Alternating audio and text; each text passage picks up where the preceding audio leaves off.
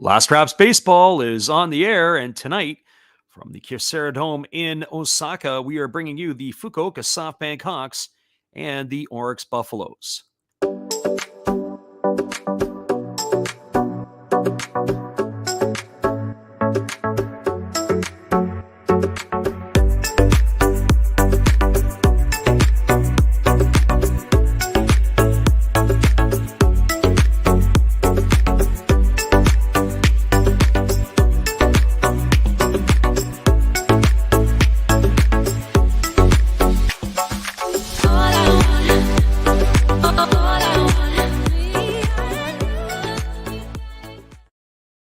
Ohayou gozaimasu, konnichiwa, konbanwa, everyone, wherever you're at in the world. Welcome to Last Raps Baseball's live commentary of the Nippon Professional Baseball League.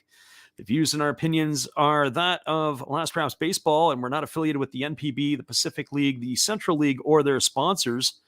Tonight, we are bringing you providing you live English reports on the game being played, and hope that English-speaking audiences around the globe can enjoy the game on YouTube and Twitch along with us. Well, tonight we are going to be bringing you the Orix Buffaloes and the Fukuoka SoftBank Hawks. And hopefully we're going to have some internet that will be able to cooperate with us tonight. Unfortunately, last night it was a bit of a difficult challenge for us, as the game that we were calling between the Yakult Swallows and the Chinichi Dragons, we ended up losing the feed numerous times throughout the game, and then as well as in the most crucial part in the 12th inning, we ended up dropping that as well. But that is the way it goes, and that's what you get when you're dealing with technology. We're first of all going to give you the starting lineups, and first of all, that will be for the visitors from Fukuoka. Leading off and playing third base is number 23, Yukio Shudo. Batting second and at second base is number 68, Masaki Momori. Hitting third and playing shortstop is number 6, Kenta Imamiya. And the cleanup spot in right field is number 9, Yuki Yanagita. Batting in the fifth spot and doing the designated hitting is number 54, Alfredo Despania. Hitting sixth in center field is number 36, Taisi Makihara. Batting seventh at first base is number 52, Richard. Batting eighth and in left field is number 31, Tomoya Masaki. And batting ninth and doing the catching is number 19, Takuya Kai. And they are going to be facing the lefty for the Orix Buffaloes. That's going to be Hiroya Miyagi, who takes to the hill with a 10-7 record. He's worked 140 2/3 innings.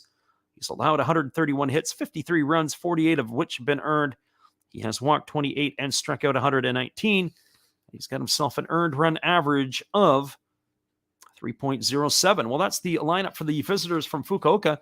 Now the lineup for the home team for the Orix Buffaloes. Leading off and in center field is number 1, Shuhei Fukuda. Batting second and playing third base is number 6, Yuma Mune. Batting at third and in right field is number 67, Kai Nakagawa. In the cleanup spot and in left field is number 7, Masataka Yoshida. Batting fifth and playing first base is number 4, Yuma Tongu. Batting sixth and doing the designated hitting is number 55, T. Okada. Batting in the seventh spot and playing second base is Masahiro Nishino. Hitting eighth and at shortstop is number 24, Kotaro Kobayashi. And batting ninth and doing the catching is number 23, Tori Fushimi. And they are going to be facing what we would consider the ace of the Hawks staff, Kodai Senga, who's 10-5.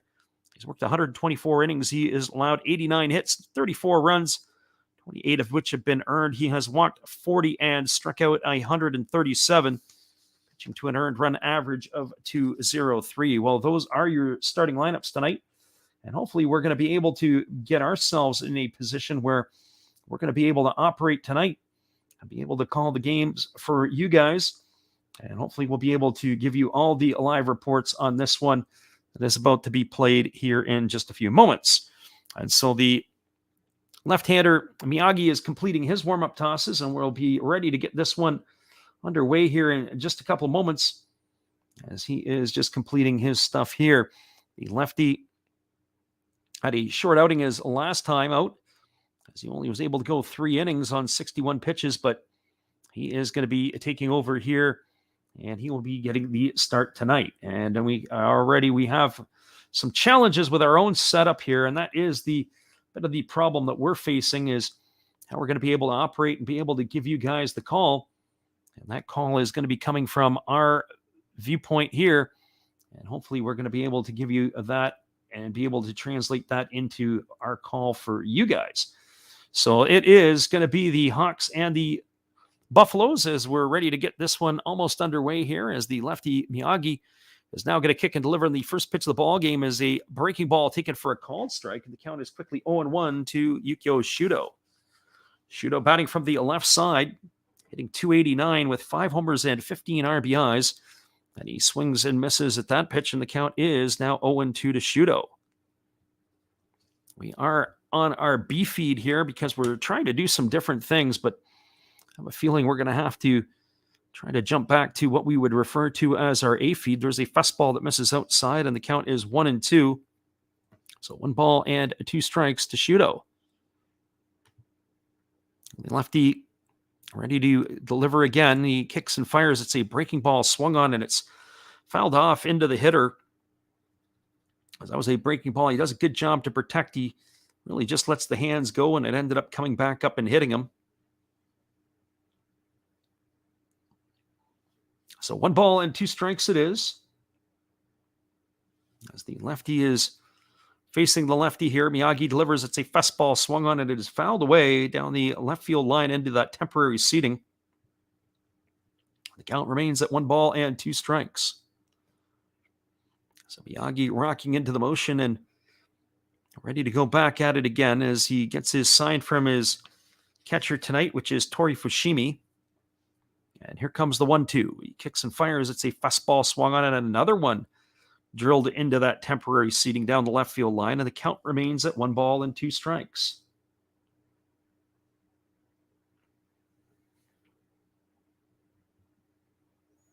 And here comes the 1-2 again, and it is a breaking ball that misses down and away, and the count is now 2-2 to Shudo. So 2 balls and 2 strikes it is. We are playing with our feed here as we're able to try to get our stuff going, and it has been a bit of a challenge for us the last couple of nights. There's a fastball swung on, it is lifted foul. This time it goes beyond the temporary seating. Gonna keep the count at 2-2. 8 pitches already here for Yukio Shudo, as they're ready to go again. Here comes the offering, and it is another fastball delivered and another one fouled off, and this is how the game begins. Already a 9-pitch at bat to Yukio Shudo. He's just continuing to battle away here against Miyagi.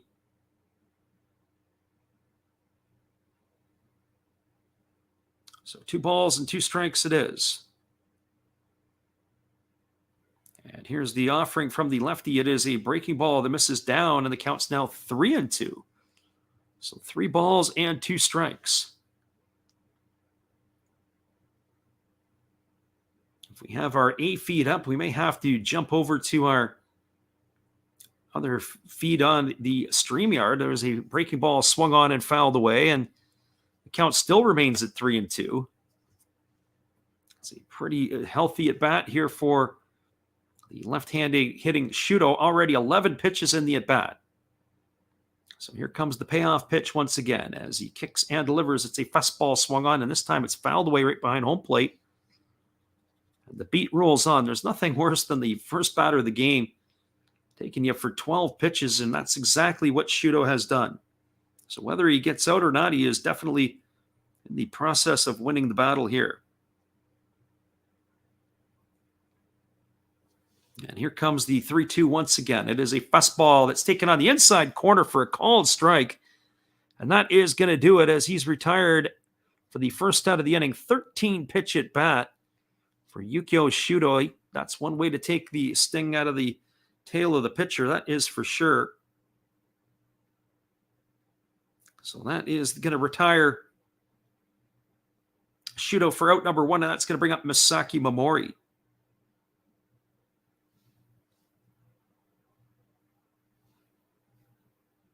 Well, for Momori,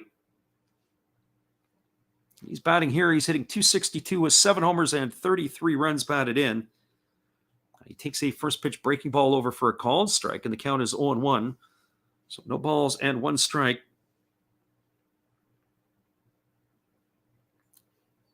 To Momori, as he's waiting here on the left side, and the offering comes, and it is a fastball that's taken for a called strike, and then the count is now 0-2.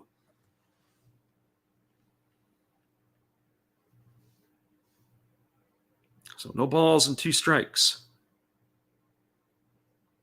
And you have to let me know if you pick up some feedback here, as we are going to be able to do some of that stuff. So that pitch there is on the outside corner. And the count now is no balls and is 1 ball and 2 strikes to Momori. And there's a fastball swung on. It's tapped back to the pitcher, fielded neatly by Miyagi, and he throws to first. That's going to be a ground out, 1-3 for the second out of the inning. That's going to leave it all up to Kenta Imamiya.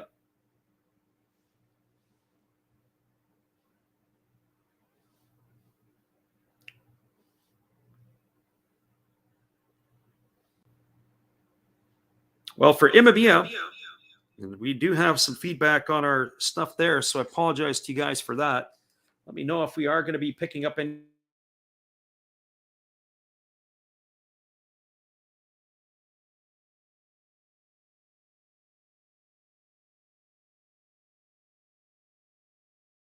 more feedback. And it's been absolutely a pain in the backside. We have been suffering through some of this stuff. There's a fastball swung on. This ball is belted into deep left field. Moving back on the warning track and making the catch is Masataka Yoshida, and that is going to retire Imamiya for the third out of the inning. Well, after that big marathon at bat by Yukio Shudo, they go in order 1-2-3 to the Hawks. No runs, no hits, no errors, and nobody left the board. We are now through a half inning. It is the Hawks, no score. The Buffaloes coming to bat. Stick around, everybody. We'll be back in just a couple moments. We appreciate you guys for being here. Hang tight. Give yourself a little bit of tunes before we bring her back in for the bottom half.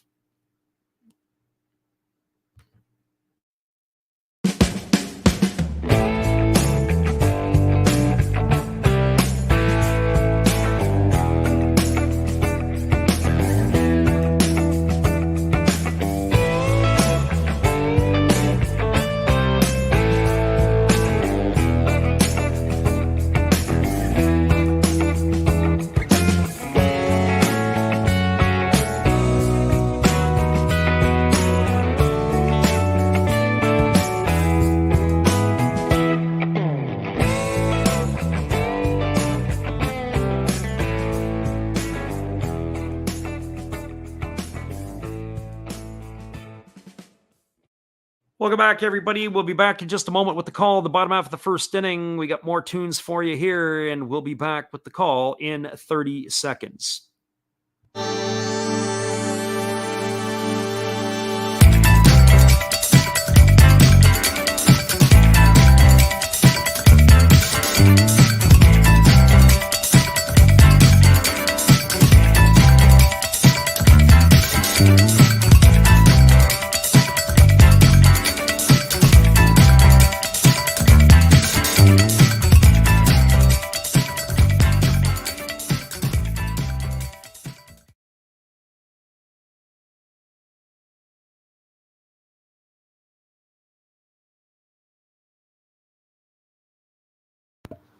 Welcome back, everybody. We are moving to the bottom of the first inning, and the first pitch delivered from the right-hander Kodai Senga is a fastball taken for a called strike, and the count is 0-1.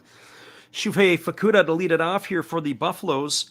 The bottom half of the first inning, hitting .264 on the season, and he swings at a fastball and fouls that one away, and the count is now 0-2. No homers and 20 RBIs for the center fielder, as he is leading off in this one here. Our friend TYN in the house tonight. We appreciate you there. Our friend the living room is also in the house here. So no balls and 2 strikes. And here's the offering to Fukuda. It is a breaking ball that misses down, and the count is 1-2. So 1 ball and 2 strikes. That game last night was a very entertaining affair, as we called that game between the Swallows and the Dragons. Boy, oh boy, we had some challenges with our feeds through pretty much the whole night. There's a fastball taken for a called third strike, and Fukuda is down on strikes as he stood there like the house by the side of the road and watched that one go by for out number 1. So 1 up and 1 away for the Buffaloes, and that is going to bring up the third baseman in Yuma Mune. So we've been experimenting at our end with some different setups. And the setup last night was fairly decent, but we just weren't able to get the consistency from the feed, and we kept losing, and had to make some adjustments today and do some technical stuff. So hopefully we've given it a reboot, and we're good to go back at it again here. Here comes the first pitch to Mune, and he takes a fastball upstairs for ball one. The count is 1-0. That last pitch was at 100 miles an hour from the right-hander Kota Senga. Senga has announced that he's going to test the waters as he wants to come to North America to play in Major League Baseball next year, him and his power arm. There's a fastball taken for a called strike, and the count is now 1-1. Last pitch was at 98 miles an hour. So 100 miles an hour and 98, a steady diet of heaters to Yuma Mune. And here's the pitch. It is a fastball swung on. It is popped up over on the first base side. Moving over underneath it is the first baseman, Richard, and he's going to make the catch, and that is going to do it for out number 2. So 2 up and 2 away, and that's going to bring up the right fielder, Kai Nakagawa. Well, for Nakagawa, he's batting .296 on the season. He's got 7 homers and 49 runs batted in. Nakagawa getting the nod tonight in right field. As he's hitting .296, he's in the top 5 in the Pacific League in batting as the right-hander Senga delivers. It is a fastball that's taken for a called strike at the knees, and the count is quickly 0-1. Nakagawa is enjoying himself a fine season this year. He's got 7 homers now on the campaign. As here's Senga delivers. It's a fastball swung on. It is lined foul down the right field line. It's going to run the count now to 0-2. Yoshida is hitting in the cleanup spot. He'll bat next should Nakagawa find a way on. Yatara Sugimoto, not having the year that he had last year, is not in the lineup tonight. But the Buffaloes have been playing good baseball lately. So here comes the offering now to the right-handed hitting Nakagawa. It's a fastball that misses down and away, and the count is now 1-2. So 1 ball and 2 strikes. We are going to be back on the airwaves again tomorrow night. So hopefully some of you can pop in and join us for that one. As here's the 1-2 pitch. It's a breaking ball swung on and missed. And Nakagawa is retired on strikes for the 3rd out of the inning. And that is going to do it as the Buffaloes go quietly. No runs, no hits, no errors, and nobody left the board. We are through 1 complete. It is the Hawks no score and the Buffaloes no score. Stick around, everybody. We'll be back with the call of the top of the 2nd inning when we return after this. Hang tight. Appreciate you guys for being here with us. That's what it's all about.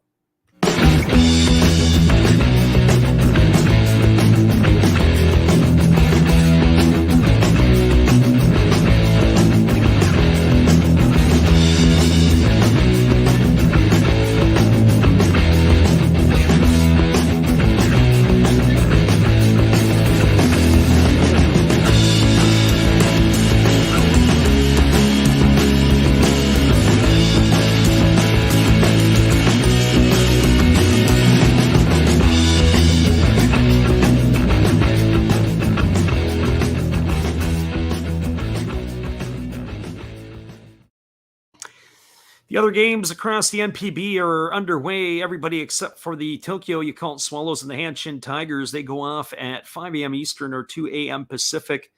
The Chunichi Dragons and the Hiroshima Carp have been postponed as there is weather in the area. The Bay Stars and the Giants are in the bottom of the 1st inning, and that game is locked up at 0s. There is scoring in the other Pacific League games. The Tohoku Rakuten Golden Eagles jumped out to a 1-0 lead over the Saitama Cebu Lions. It was Igoro Moji who homered with the 2nd at bat of the ball game for the Golden Eagles. That put them up in front 1-0. The Chiba Lotte Marines have a 1-0 lead over the Hokkaido Nippon Ham Fighters as Yasuda had driven in Ogino to give the Chiba Lotte Marines a 1-0 lead in that one. Well, Yuki Yanagita just swung through a first pitch fastball, and the count is quickly 0-1 to him. Yanagita, Despania, and Makihara here to face the lefty Miyagi. As there's a breaking ball that misses down, and the count is 1-1. So 1 ball and 1 strike to the left-handed hitting right fielder.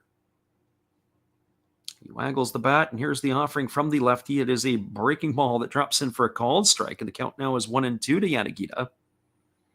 Yanagita entered the game tonight hitting .271. He's got 20 homers and 71 runs batted in.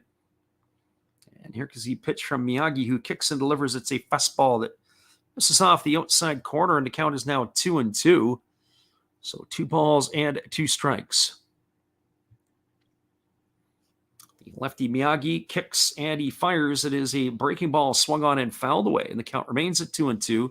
Defensively tonight for the Buffaloes, across your YouTube screens from left field to right field, it's Masataka Yoshida in left. The center fielder is Shuhei Fukuda, and in right field it's Kai Nakagawa. And here's the 2-2 offering to Yanagita, and he waves at a breaking ball and swings and misses. He's going to be retired for the first out of the inning, and that's going to bring up the designated hitter, Alfredo Despania. Finishing off the Buffalo defense from first to third, it's Yumatangu is at first tonight. Masahiro Nishino is the second baseman. The shortstop's Kataro Kobayashi. The third baseman is Yuma Mune, and the battery, of course, is Miyagi and Fushimi. So here's the first offering to Despania. It's a breaking ball that misses down and in for ball 1, and the count is 1-0. Despania hitting .264 on the year. He's got 11 homers and 36 runs batted in. The big fella has really picked up the pace over the last 4 to 6 weeks as he takes a breaking ball outside. The count is now 2-0.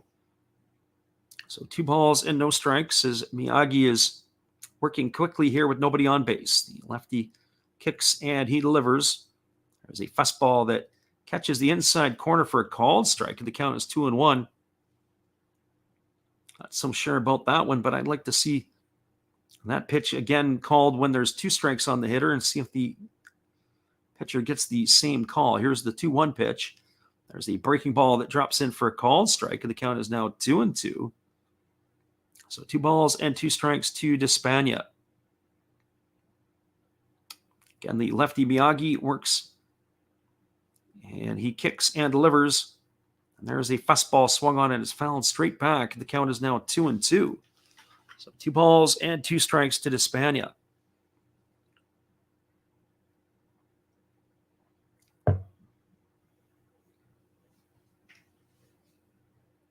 It looks like on paper tonight, entering the ball game with Miyagi on the hill and Senga, a classic pitchers matchup between these 2 arms tonight.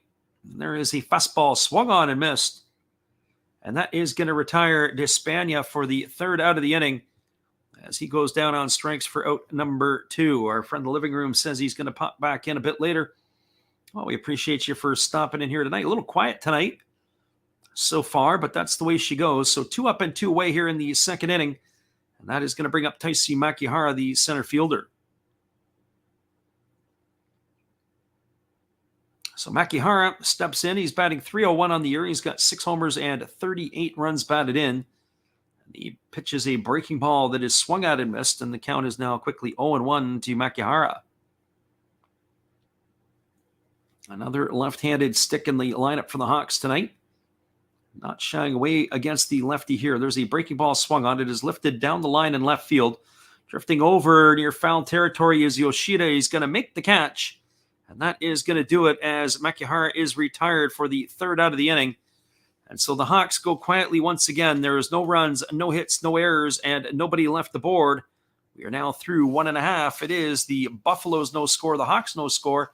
Stick around. We'll be back with the call of the 2nd inning in just a couple of moments. Appreciate you guys for checking out tonight. We'll be right back after this.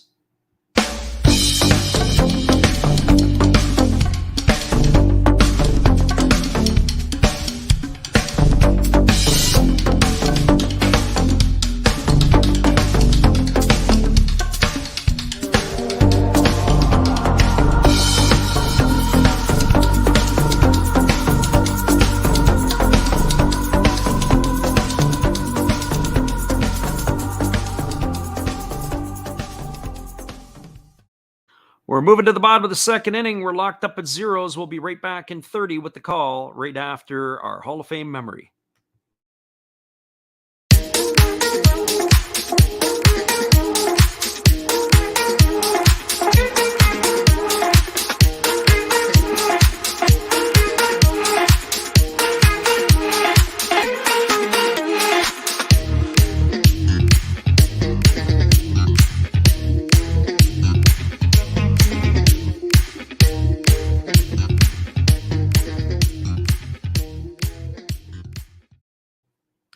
Welcome back, everybody. It's going to be the heart of the batting order coming up for the Buffaloes in the bottom of the second inning. That means Masataka Yoshida, Yuma Tongu, and T. Okada to face the right-hander Kodai Senga. Yoshida batting .326 on the year. He's second in the Pacific League in batting, only behind Go Matsumoto of the Hokkaido Nippon Ham Fighters. Yoshida batting .326 with that 18 homers and 74 runs batted in. He steps in here ready to face Kodai Senga for the first time this evening as the right-hander holds at the belt, and now he kicks and he fires. It's a fastball swung on, is grounded over to first. Sanagawa fields it. He races to the bag and makes the play. That's going to go down as a ground out to 3 for the first out of the inning. So 1 up and 1 away, and that'll bring up the first baseman, Yuma Tongu. Well, for Tongu, he's batting .228. He's got 10 homers and 31 runs batted in. He gets the start tonight at first base. So Tongu in the lineup, batting from the right side against the right-handed hitting Kodai Senga. He waggles his bat and he's ready on the offering here. And the pitch is a fastball that misses down, and the count is 1-0. So 1 ball and no strikes to Tongu.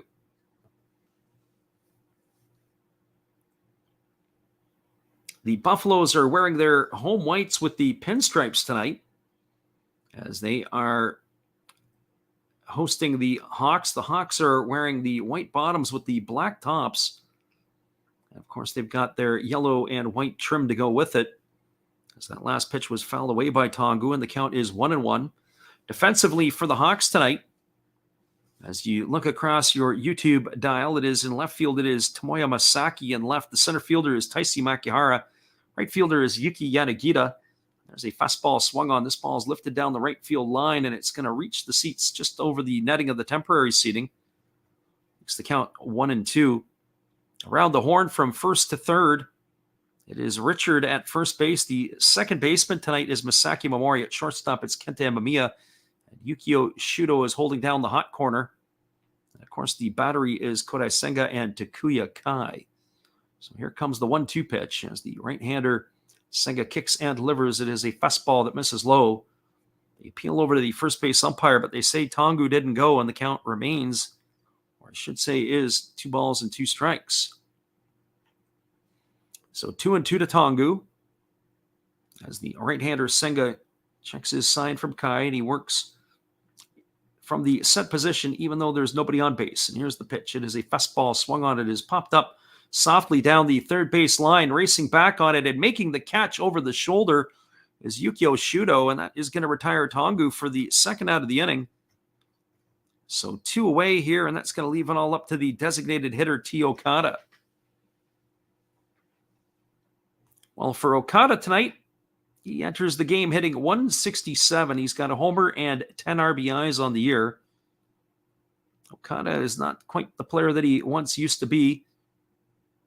In the NPB, he bats from the left side. And he's waiting here on the first pitch from Senga. There's a breaking ball that misses down for ball 1. And the count is 1-0. One thing I would say that in watching Kodai Senga, he's got the velocity. I would like to see him be able to command both sides of the plate a little bit better. There's another breaking ball that misses upstairs. The count is now 2-0. I'd like to see him be able to establish that, especially the first time through the order.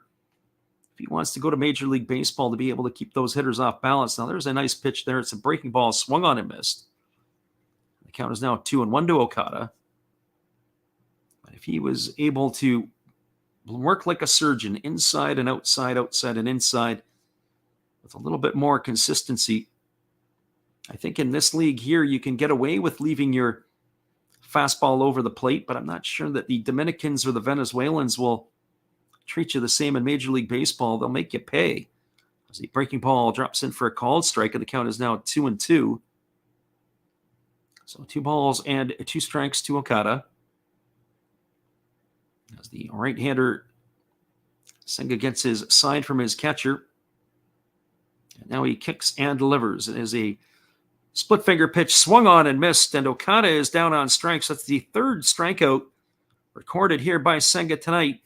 And that is going to do it for the Buffaloes in their half of the inning. No runs, no hits, no errors, and nobody left the board. We are now through 2 complete innings at the Kyocera Dome in Osaka. It is 0-0.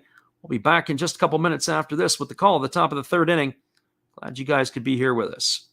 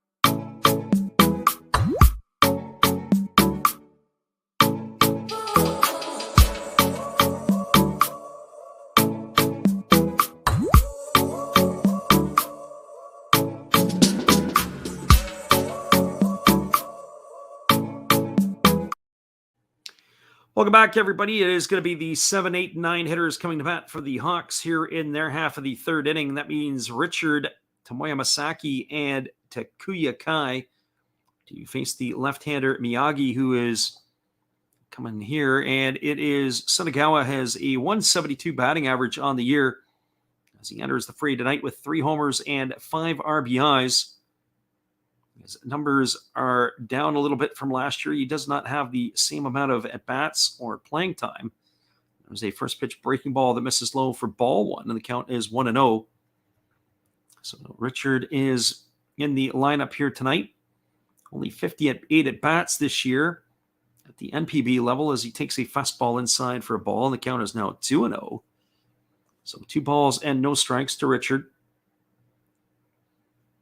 They are getting some of their youth in the lineup, are the Hawks, as we are pleasantly surprised to see how they are retooling. As there is a breaking ball swung on and missed, the count is now 2-1. And those string of championships in the NPB, and some of the core players and the veteran players are getting a little bit long in the tooth. There's a breaking ball swung on and missed. The count is now 2-2 to Sunagawa. Or I should say just Richard, as he is how they are referring to him here. So 2 balls and 2 strikes. Masaki waits his turn on deck as the lefty kicks and he delivers. It is a slow breaking ball waved at and missed. And Richard is down on strikes for the first out of the inning. That's the 4th one by strikeout Miyagi has recorded tonight, as Richard is gone for out number 1 here in the third inning, and that will bring up the left fielder Tomoya Masaki.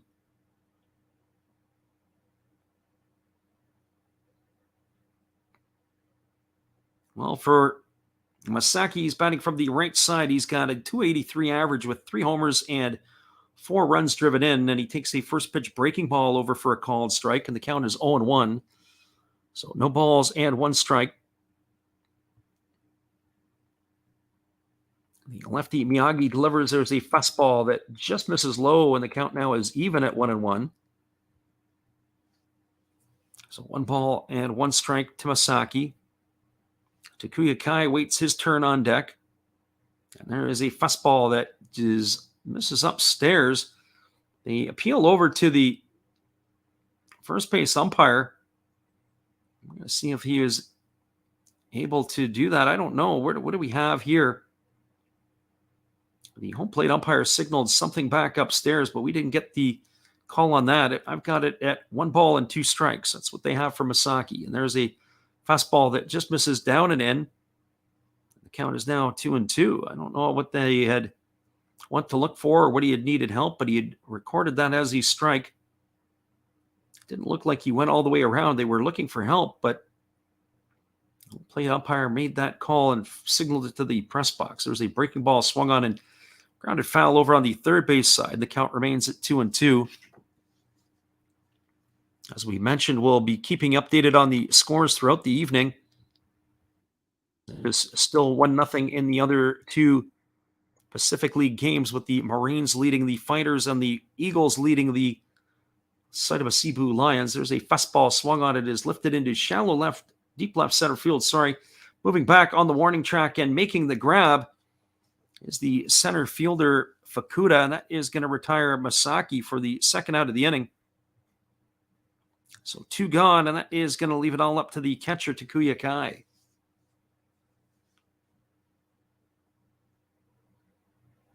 Well, for Takuya Kai on the year, he's hitting 186. He's got no homers and 23 runs batted in. Kai is more known for his defensive prowess and his ability to be able to manage the pitching staff. So the lefty now goes to work. He kicks and he delivers. There's a breaking ball that misses down, and the count is 1-0. So 1 ball and no strikes. Right-hander Kai facing the left-handed hitting Kai facing the lefty Miyagi, who drops a breaking ball in for a called strike, and the count is now even at 1-1. So 1 ball and 1 strike. This was pitch number 46 delivered by Miyagi so far in this one. Here comes the 1-1 offering. There's a breaking ball that misses down, and the count now goes to 2-1. They appeal over the first base umpire, but he's in agreement that Kai did not go. And to think that 13 pitches of the 47 now delivered by Miyagi went to Yukio Shudo in his first at-bat of the ballgame. So here's the 2-1 pitch. It's a fastball swung on and missed. The count is now 2-2. What a way to start the game when the hitter steps up to the plate and battles you for 13 pitches. So 2 balls and 2 strikes to Takuya Kai. We are here in the top of the 3rd inning. It has been a very quick affair here so far. Here comes the 2-2 offering. There's a fastball swung on it. Is pop foul behind home plate. It's going to reach the seats, and it keeps the count at 2-2. Both of these teams are looking for their first base runner, as Miyagi has retired 8 in a row to start the ball game, and Senga has retired 6. So Miyagi ready to go back at it again as he got his new baseball. And here comes the 2-2. He holds set at the belt. And now he kicks and he delivers. It's a breaking ball that is grounded softly over to third. Mune fields it. He throws it on 1 hop over to first. And that is going to do it. That's going to go down as a ground out, 5-3 for the 3rd out of the inning. And that will do it here for the Hawks. No runs, no hits, no errors, and nobody left the board. We're now through 2.5 innings. It is the Hawks no score, the Buffaloes no score. Stick around, everybody. We'll be back in just a few moments with the call at the bottom of the 3rd inning. This game has got quite the pace to it already. We'll be right back after this.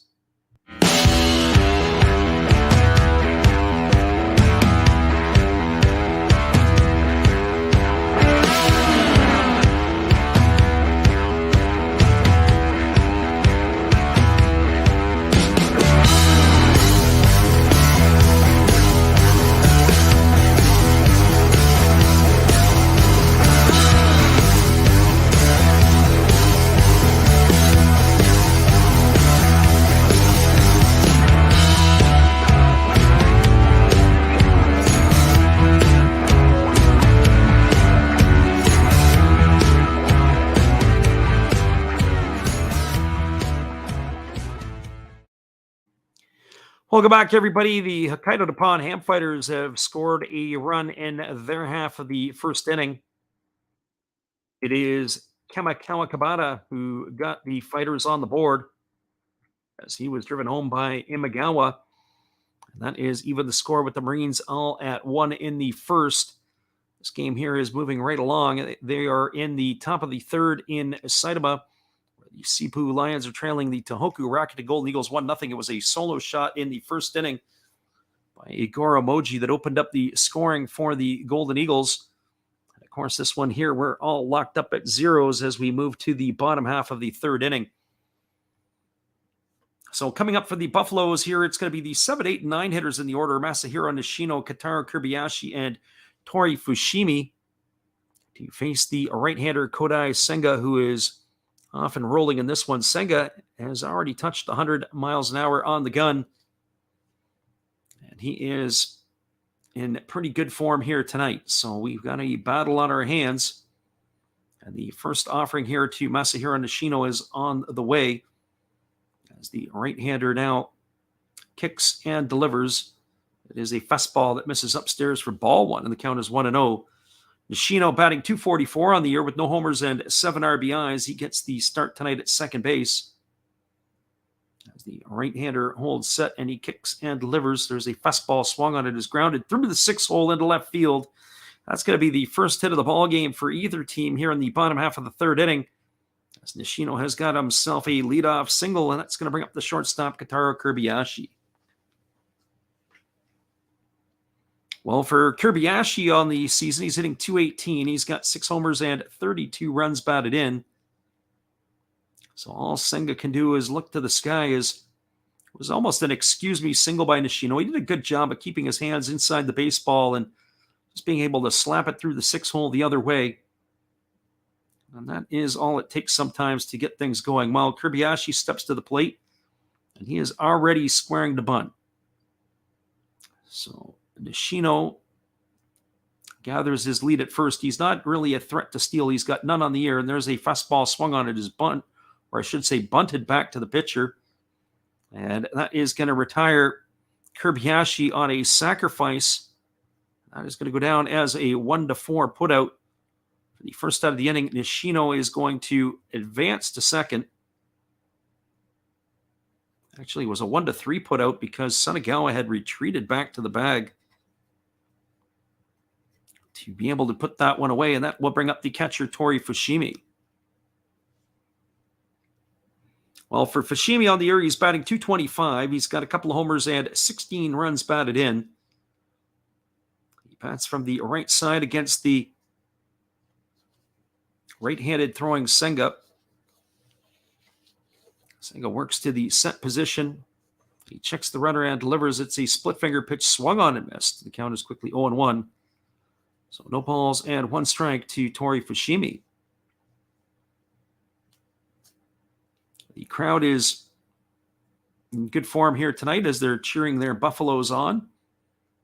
Orix has been playing good baseball lately, and it is certainly reflected in the standings in the Pacific League, as there is still a dogfight for the top spot. 4 teams are still within only 4.5 games of each other, and there is a fastball ticket for a called strike. The count is now 0-2. The Saitama Cebu Lions, though, have lost 5 in a row. They're starting to fade a little bit as they have fallen back with the Tohoku Rocket and Golden Eagles. The Hawks are got a 2-game lead over the Buffaloes. They have the same amount of wins. But the Buffaloes have played 4 more games. They have 4 more losses in the loss column. So they want to keep pace here tonight. Here comes the 0-2 pitch. It's a split-finger pitch. It misses down and away, and the count is 1-2. Fukuoka lost last night. They are 70-59-2. Orix is 70-63-2. This is a battle of 1 versus 2 in the Pacific League. So the right-hander gets his sign from his catcher, Kai. As Nishino is the runner at second base, and now time has been called as Tori Fushimi feels that they have taken far too long to get this sorted out. The other league, one would think in the Central League, at least 2 of the playoff spots look to be pretty much locked up. I would think unless something disastrous happens, the Tokyo Yakult Swallows should finish in one of the 3 playoff spots, if not the number 1 spot. They have a 6.5 game lead over the Bay Stars. And there's a split finger pitch that's down. The ball squirts away from Takuya Kai up the first baseline, and a good read by the runner, Nishino, and he's going to take third base on the wild pitch by Senga. That's going to run the count to 2 balls and 2 strikes to Fushimi. And now anything here in the air has got a very good chance to be able to potentially score that runner from third, as the Hawks are going to play their defense in. So 2 balls and 2 strikes to Fushimi with 1 gone here in the third. The home plate umpire again flashing up to the press box. It's 2 balls and 2 strikes. So here comes the 2-2 offering now as Senga works to the set position. Fushimi is up on the batter's box. He's up on the plate. And here comes the pitch. It is a split finger pitch and misses down. Another good block by Takuya Kai, and that runs the count to full now on Fushimi. So 3 balls and 2 strikes. So the Hawks have the same, as we said, have the same amount of wins as the Buffaloes at 70, with the Buffaloes being with 4 more losses in the loss column. They've played 4 more games. There are going to be some makeup games towards the end of the month. And of course, we have some rare Monday baseball going to happen tomorrow, as this is a Sunday in Japan. So we will be back on the airwaves again tomorrow at 10 o'clock Pacific or 1 a.m. Eastern for more action. So here comes the 3-2 pitch as Senga kicks and delivers. It is a fastball swung on. It is grounded foul over on the first base side. It's fielded by Richard, but that is going to keep the count at 3 balls and 2 strikes.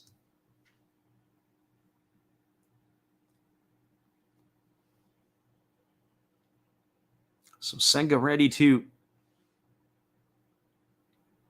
go back after the 9-hole hitter, Tori Fushimi.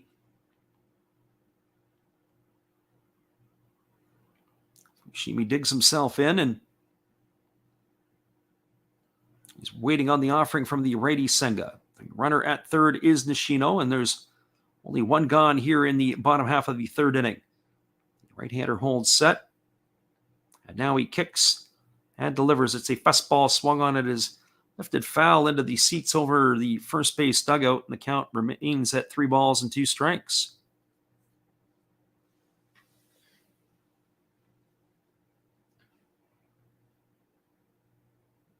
I have to say, I really like these uniforms that the Buffaloes are sporting, the white home uniforms with the pinstripes. One of the better looking uniforms that they've rolled out in the last couple of years. I'm not sure that I generally like some of their fashion, but this one is something I do enjoy. It's a very traditional look. In some ways, I had to do a double take. They look like the Chibalote Marines in some ways, although I have to say I enjoy that look as well. There's a breaking ball taken for a called third strike. Oh, Fushimi was caught window shopping, and he is gone for the second out of the inning. And that is going to bring up the top of the order in Shuhei Fukuda. That last pitch there, a nice breaking ball that just dropped right in. I'm not sure what Fushimi was thinking. He must have been looking for the heater, but you need to be able to react to that. Just get the ball in play. Well, Shuhei Fukuda comes to the plate. He is 0 for 1 tonight. He struck out looking his first time up.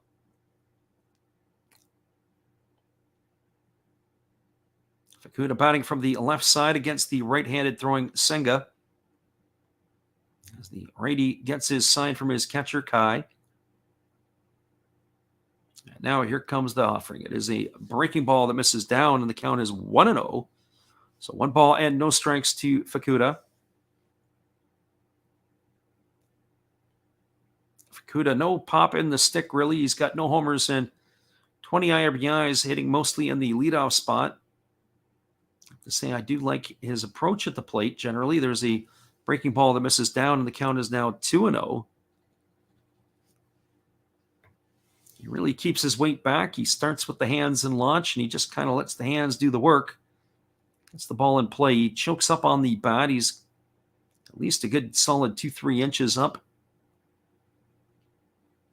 It's a significant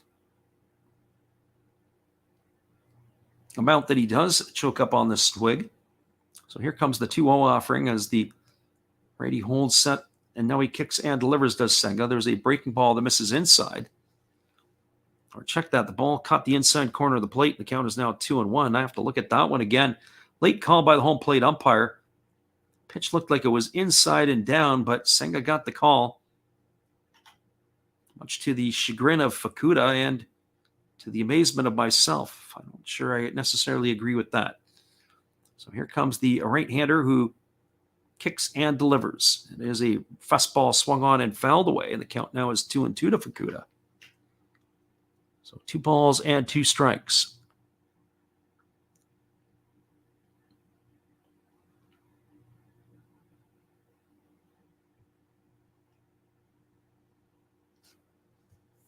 Again, the left-handed hitting Fukuoka digs himself back in, and he's ready on the next offering here from the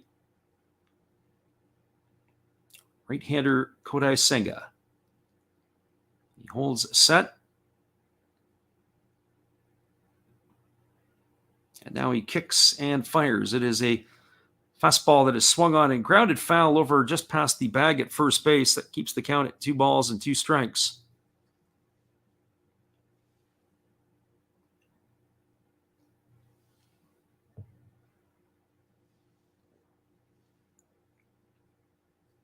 So 2 balls and 2 strikes to Fukuoka.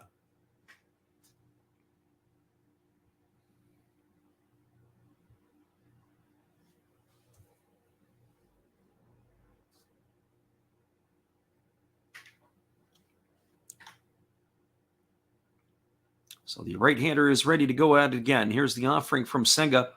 And that is a fastball swung on. It is grounded up the middle for a base hit. And the Buffaloes are on the board as it is going to score Nishino. An RBI single for Fukuoka here with 2 out. And that is going to be the first run of the ball game. That is going to allow them to score the first run here. They open up the scoring to the Buffaloes. That's going to bring up the third baseman, Yumamune.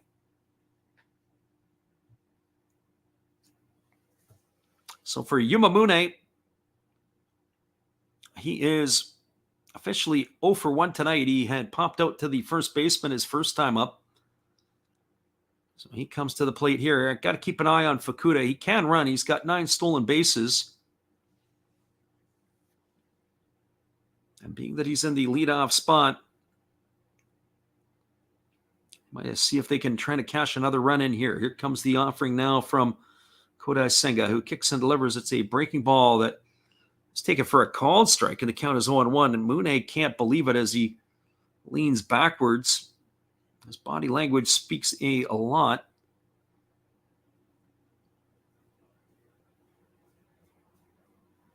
So no balls and 1 strike. As the right-hander holds set. And he kicks and delivers. It's a fastball that misses down, and the count is 1-1. So 1 ball and 1 strike to Yumamune.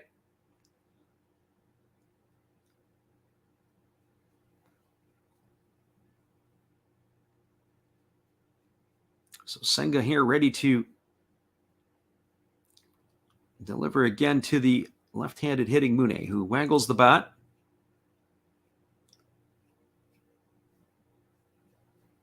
As the right-hander holds set, and he kicks and delivers. There's a fastball that swung on, and it is lifted foul.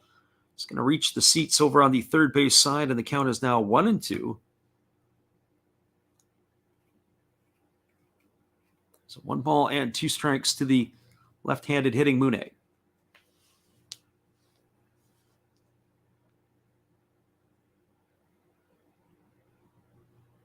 So Mune is waggling the bat. Waiting here on the offering from Kodai Senga. As Senga works to the set position. He kicks and delivers. There goes the runner down to second. The throw is down. It's in time, and that is going to nail Fukuoka. He's going to be caught stealing 2-6 for the third out of the inning.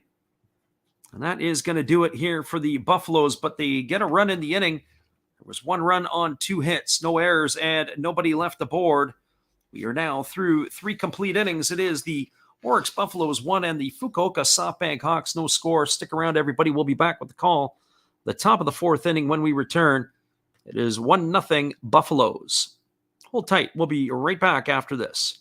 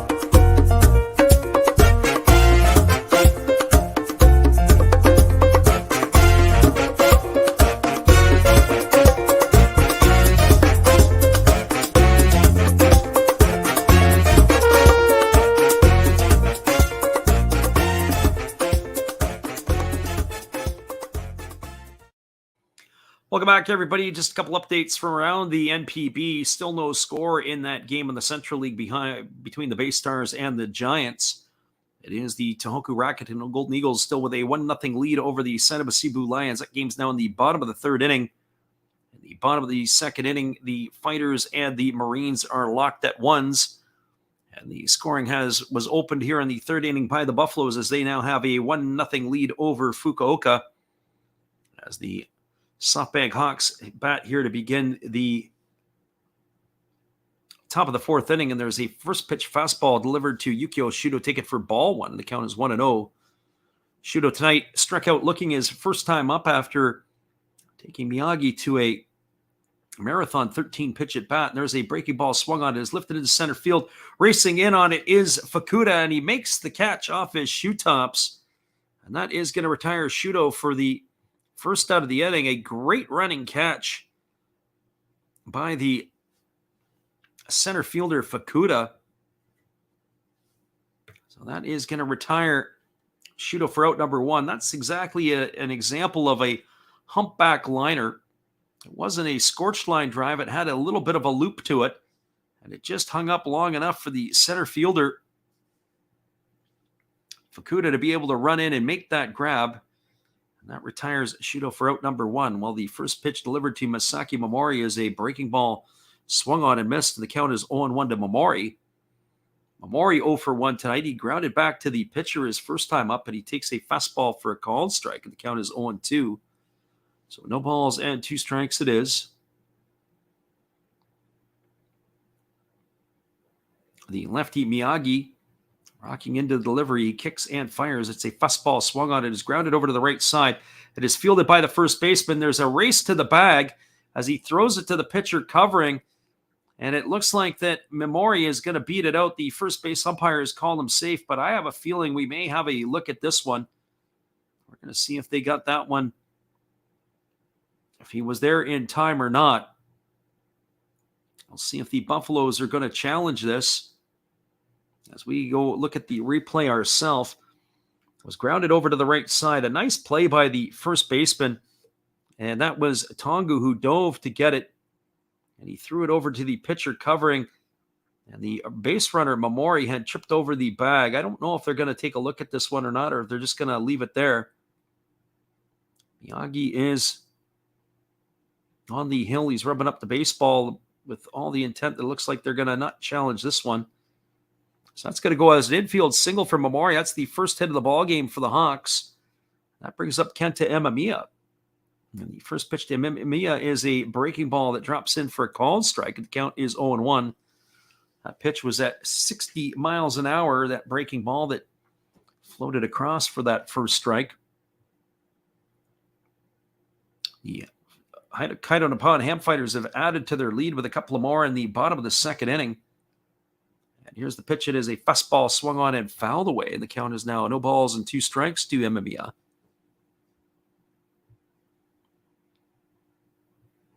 Waiting on deck is Yuki Yanagita.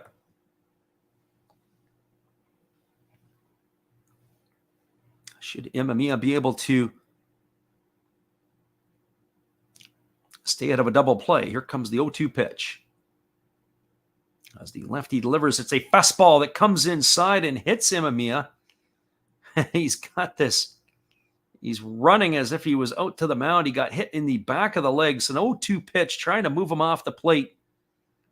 And he gets hit in the back of the legs, and he does this little dance as he's running around as he started to go toward the mound. That was kind of one of the funnier things I've seen in a while. Well, Imamiya is going to get first base. I'm sure it's not a laughing matter if you ever get hit by a fastball at some variety.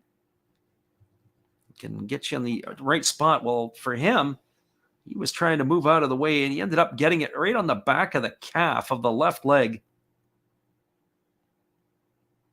And he started stumbling all over the place. That is going to be a bit of a problem. Hopefully it doesn't tighten up on him over there, as he gets the pat on the back from Yuma Tongu. So Momori is now over at second base. Imamiya is the runner at first, and it brings Yuki Yanagita to the plate. Yanagita tonight is 0 for 1. He struck out in his first appearance. So the Hawks have something brewing here with 2 on and 1 gone in the top of the 4th inning.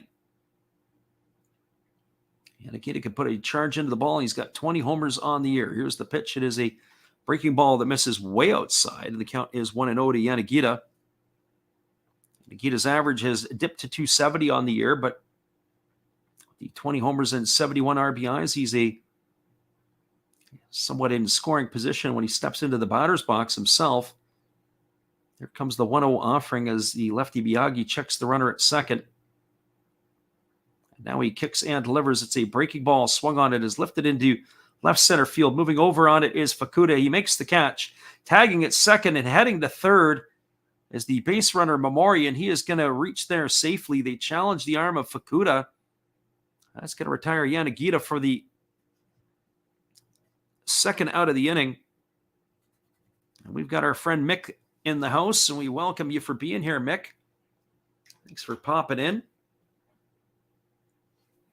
So 2 gone, and that brings up Alfredo Despania with runners on the corners. Despania tonight 0 for 1. He struck out his first time up. Our friend Mick was in here a little bit earlier, or not earlier, he was here last night. We were having all kinds of technical difficulties. We got off to a little rocky start in this one, but now we are in the groove, and that's where exactly we want to be. And it is Despania at the plate. He's waiting on the first offering now from Miyagi. As the lefty holds set and now delivers, and there's a breaking ball at 61 miles an hour that floats across for a called strike, and the count is 0-1. If that was any slower, we'd have to think it would be like a gravity ball. The ball would be just brought in on its own merit. So no balls and 1 strike to Alfredo Despania. As the lefty kicks and delivers, there's a fastball taken for a called strike, and the count is now 0-2. So way ahead is the lefty. I'm not sure Despania necessarily agreed, but we got the replay on that one, and it looked pretty good. The home plate umpire went up with the right hand, giving the call on the inside part of the plate. So no balls and 2 strikes to Despania. Despania really stands out. His batting gloves match the color of the Coca-Cola patch on his left shoulder and the trim in the Fukuoka Hawk on the logo on the right side. There's a fastball swung on. It's grounded foul over on the first base side. The count remains at 0-2 to Despania.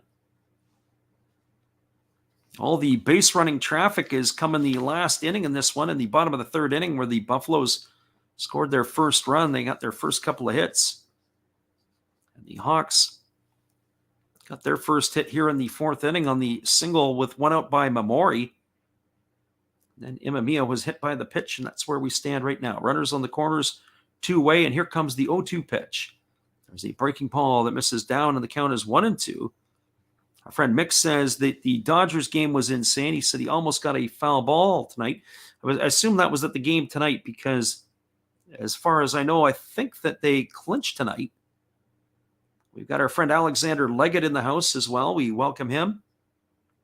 Appreciate you for being here. You missed all the excitement in a 5-hour game last night. We did the game between the Dragons and the Tokyo Yakult Swallows as they threw over to first base, and diving back in time as the base runner Imamiya. Of course, we had all kinds of technical difficulties all through the game, and then in the 12th inning, we lost our feed. Absolutely crazy. And here's the pitch. It is a breaking ball that misses outside. The count is 2-2. Our friend Alexander said, what did happen? Well, it was a little bit crazy because we were having internet issues pretty much the whole evening. It was really off and on. And then we started to have actually feed issues. And then there was a lot of lag with the platform that we used to stream the games. And just everything was all going sideways. Here's the 2-2 pitch. It's a fastball that misses inside to Despania. The count now goes to 3-2.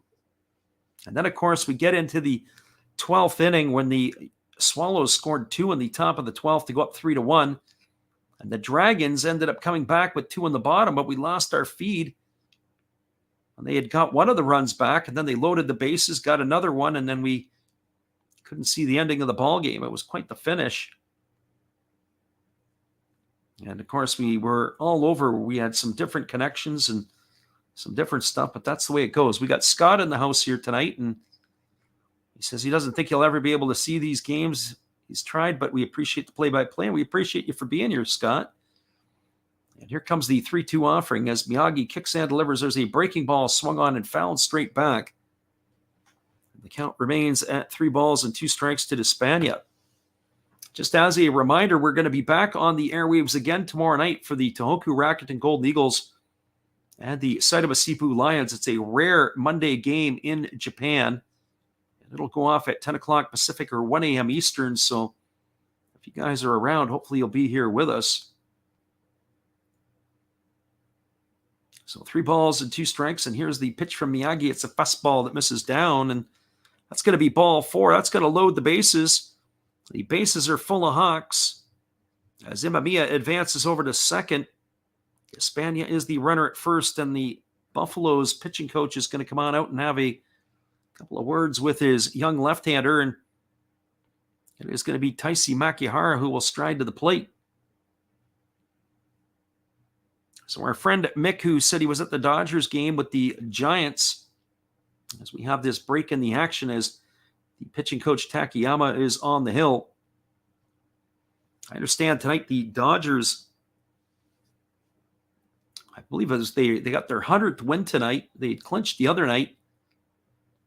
So getting a milestone of 100 wins and doing it against the Giants is probably satisfying for those Dodger fans that are out there. So Mamori is the runner at third. The runner at second is Kenta Imamiya. The runner at first is Alfredo Despania. Bases are full of Hawks. They're trailing the Buffaloes 1-0 right now here in the top of the 4th inning.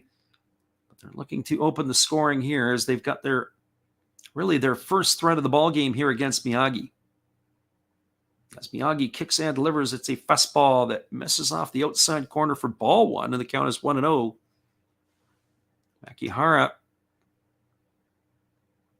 as we said, he flew out to left field his first time up. Batting from the left side against the left-handed pitching Miyagi, who kicks and delivers. It's a breaking ball that misses down, and the count is 2-0. Well, there's nowhere to put Makihara as the bases are loaded. And they've got Richard waiting his turn on deck. And now Yuma Tagu comes over and gives the young lefty a pat on the back.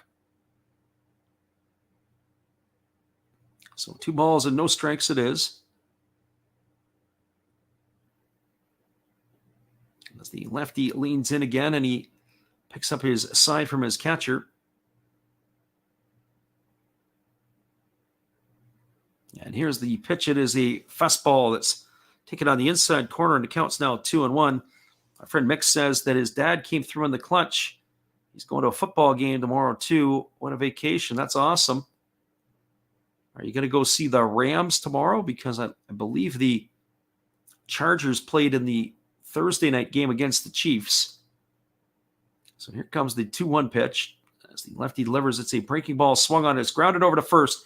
The underhand flip to Miyagi covering. And this time they're going to be able to get the out as Miyagi is going to get there cleanly. That's going to go down as a ground out 3-1 for the third out of the inning. And that will do it here for the Hawks. They had no runs in the inning. There was a hit. There was no errors. And there were 3 Hawks left aboard. We're now moving to the bottom of the 4th inning. It is the Fukuoka SoftBank Hawks trailing the Orix Buffaloes 1-0. Stick around, everybody. We'll be back with the call of the 4th inning in the last half when we return. We appreciate you guys for being here with us. Hold tight. We'll be back again.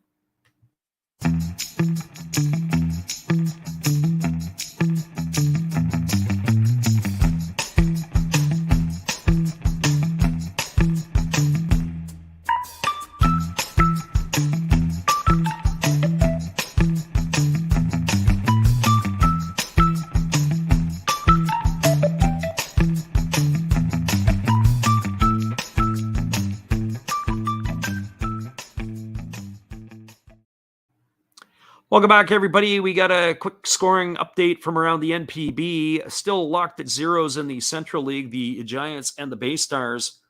Nothing as it is in the bottom of the fourth inning there. The Tohoku Rakuten Gold Eagles have extended their lead over the Saitama Cebu Lions with a run in the fourth inning. It is Hideo Asamura knocked in Igoro Moji for the second run of the ball game. The Hokkaido Nippon Ham Fighters, as we mentioned before, scored a 2 in the bottom of the second inning. It was a Kamikawa Kabata had knocked in a couple of runs, as he is down 2 for 2 tonight with a couple of runs driven in and a run scored himself. And that is going to make the scoreline 3-1 for the Fighters over the Marines. This one here, it is a 1-0 Buffalo lead, as we are now moving to the bottom half of the fourth inning. It's going to be Yuma Mune, who was at the plate when Shuhei Fukuda was caught stealing to end the third inning. Mune will lead it off, and then it'll be Nakagawa and Yoshida to face the right-hander Kodai Senga, who's back out here for his fourth inning of work. So as Senga has completed his warm-up tosses, and the defense here is waiting as we are ready to resume the action. Not sure what our delay here is just doing a little bit of maintenance, as looks like Fukuda is just finishing off now. They had a couple of extra moments. We'll talk a little bit about the game tomorrow night. It is going to be the Saitama Cebu Lions and the Tohoku Rakuten Golden Eagles. So hopefully you guys can be there with us. That is turning into a dogfight in the Pacific League for that particular spot. As we are looking at the standings, so it is Kenta Imamiya who is a little bit slow coming out. He was hit by the pitch in the last inning. So that was what the delay was. It looks like they have done a little bit of work on Imamiya, and he was slow getting back out onto the field. But that is turning into a battle for the third place, as the Golden Eagles and the Lions entered the action tonight. 4.5 games behind the Hawks. And of course, we'll be doing that one there, and it'll be from the Balluna Dome. The Lions trailing the Golden Eagles tonight. Could be their 6th loss in a row. That would be tragic to bounce out. They've been flirting with first base for quite a while. The first pitch that's delivered to Mune is a breaking ball swung on and fouled away. The count is quickly 0-1. Mune tonight popped the first his first time up. And here's the offering. It is a breaking ball that is swung on and missed. The count is now 0-2. So no balls and 2 strikes to Mune. Mune has picked up his power in the last few weeks. He's got 4 homers now on the year with the 50 runs batted in. And here comes the 0-2 pitch from Kodai Senga. He kicks and delivers. There's a fastball swung on, and it's hit foul over on the third base side, and the count remains at 0-2. 43 pitches in 3 innings for Senga. He had thrown 19 pitches in that last half inning, as he was sitting pretty at 22 pitches through the first 2. And here comes the 0-2 pitch to Mune. It's a fastball again. Defensive swing, just waved at and slapped foul over on the third base side. It brings a little bit of a chuckle from Senga. So no balls and 2 strikes it is. Lots of action in the National Football League that'll be taking place over the weekend here. Tomorrow back at it with week 2 of the NFL. So here comes the 0-2 pitch as the right-hander holds at the belt, and now he kicks and delivers. It's a split-finger pitch and misses down and in, and the count is 1-2. I do like to watch my football, but not as much as I used to. Certainly when you have a home team that is not doing very well and are not expected to do very well, it makes it a little difficult to get fired up for the season. There's a split finger pitch that misses down, and the count is now 2-2. So 2 balls and 2 strikes.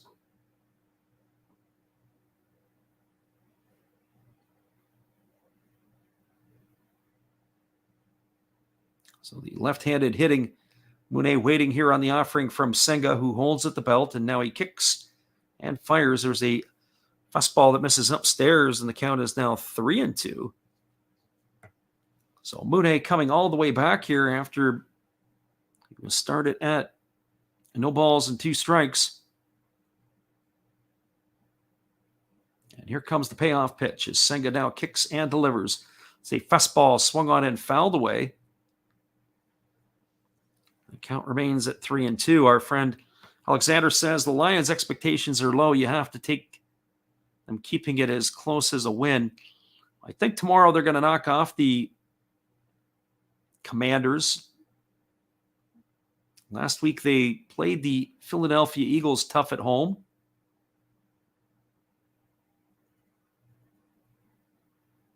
And that is the way it's going to be. Our friend TYN asks, which team do you think will go to the postseason besides the Hawks? I think the Hawks and the Buffaloes are going to be going to the postseason. A little bit surprised at how the Lions are starting to swoon. There's a fastball swung on it, is lifted into straightaway center field. Moving back on it and making the catch is the center fielder Makihara. That's going to retire Mune for the first out of the inning. So 1 up and 1 away, and that's going to bring up the right fielder Kai Nakagawa. Well, the Golden Eagles were playing really good baseball in the first really 6 to 8 weeks of the season. They had that big winning streak, and they looked like they were going to be a lock to get to the playoffs. And then I don't know what happened in Tohoku. The Saitama Cebu Lions had been playing really good baseball in the months of July and August, had themselves in first place for a while there as well.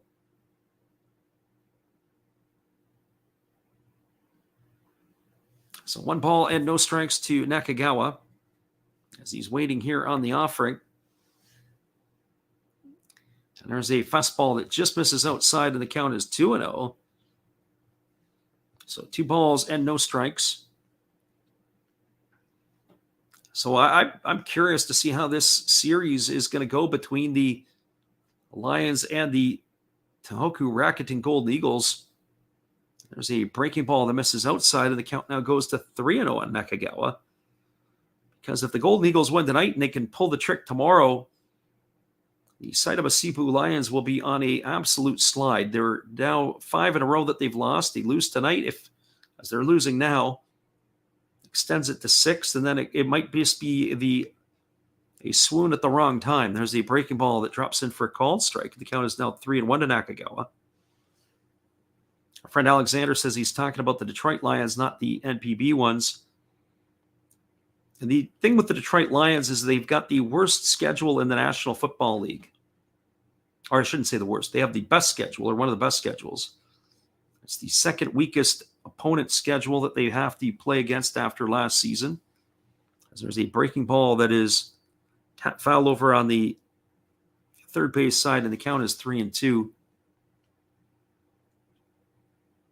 But the problem is the Detroit version of the Lions is just not a very good football team. They're still not that good, but they do have a good line, and they have a good running back, and that's going to get them a few wins this year. But whatever they get this year, they're going to give back next year because they'll get a tougher schedule. And there's a fastball that misses down, and Nakagawa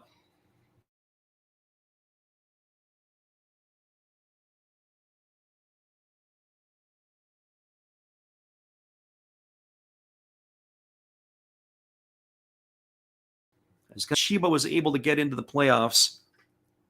If they were able to make it, I would be beside myself. They're 6.5 back. They got too many teams to catch. And the reality of it is they've not played good baseball in months. And they would have to go on a really serious roll for them to squeak their way into the playoffs. I just don't see it happening. And mind you, they were, I think, either second or third place last year. I'm starting to wonder when you're going to have to start wondering if Taniguchi is going to be in the hot seat over there. There's a split figure pitch that misses down. And the count is 1-0 to Yoshida. But I will say that the import players that they have are going to have to make a difference. Obviously, Osuna as the closer, he's been doing very well. Leonis Martin, well, his season, and more than likely his career is over in the NPB. He went home about 2 or 3 weeks ago. Brandon Laird is not at the top of his game anymore. He can still hit the home runs, but he's going to have himself a bounce back year.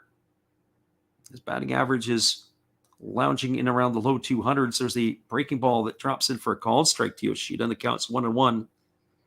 Edney Hechavarria is a very good defender, always has been. Not getting the offensive production from him is a challenge. So the Marines are going to have to retool some of their import players that they bring in, I do believe. And I just think that this year is going to be a write-off. I just don't think they have the stones to be able to get into the playoffs. So here comes the 1-1 to Yoshida. A single hold set. And now delivers it as a breaking ball swung on. This ball is lined into right field. It's down for a base hit. Yanagita cuts it off, and he fires it back into the infield. Going all the way from first to third is Nakagawa. That is a single for Yoshida. That's going to put runners on the corners, and it's going to bring up Yuma Tongu to the plate.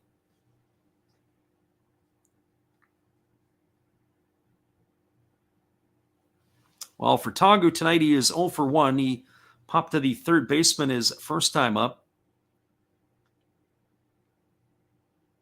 So the Buffaloes are looking to pad their lead here with runners on the corners and only one gone. I just don't see the Chipolote Marines making it into the playoffs. Our friend Alexander says we got a stampede. Well, the stampede was to the mound as the pitching coaches come on out to talk to Kodai Senga and discuss the first and third situation that they want to deal with here.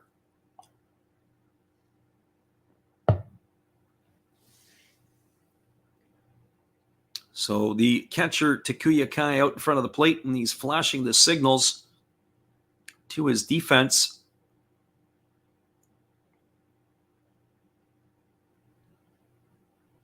As Kai has delivered that message there. Our friend Mick says he was just told that it's going to be at the 49er game. I don't know who the 49ers are playing this week, which is kind of cool. That's good for you. That's awesome, Mick. Get a chance to go and see that. This is the similar problem that we had last night. We got a little bit of a delay going on here in the... I don't know if we've lost the feed or if the feed has been lost on us. But both our A feed and our B feed are in disarray. So hopefully you guys can still hear us if you're still with us. Just pop something into the chat. Let me know that you're still hanging here. But we've got our A feed and our B feed in a little bit of movement here. And so hopefully we can get this back and sorted pretty quickly. And it looks like we have Yumatagu has hit a fly ball into deep left center field. And racing back on it was the center fielder. That's going to be deep enough to get the run in. So that's going to be a sacrifice fly by Tongu to center field. And that is going to score the runner Nakagawa from third. It's going to increase the lead to 2-0. So a 2-0 scoreline, and that brings up T. Okada to the plate, and he takes a breaking ball upstairs for ball one, and the count is 1-0. Okada tonight struck out his first time up. And it is a really, really odd situation here as we're back to the same thing again. We are struggling with the feeds. Not just the A feed, but also the B feed as well.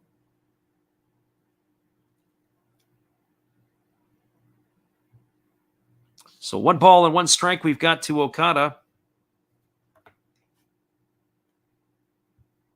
Our friend Alexander Leggett says it's funny how there are no Buffaloes in Japan. There's a fastball swung on it as pop foul right behind home plate. It's going to reach the seats, and it's going to run the count to 1-2 on Okada. There are no Buffaloes in Japan. They're the only major or minor league team in baseball named after them. There used to be the buffalo bisons in, but they weren't buffaloes, I guess, would be the thing. Buffalo and bisons, of course, the city in Buffalo.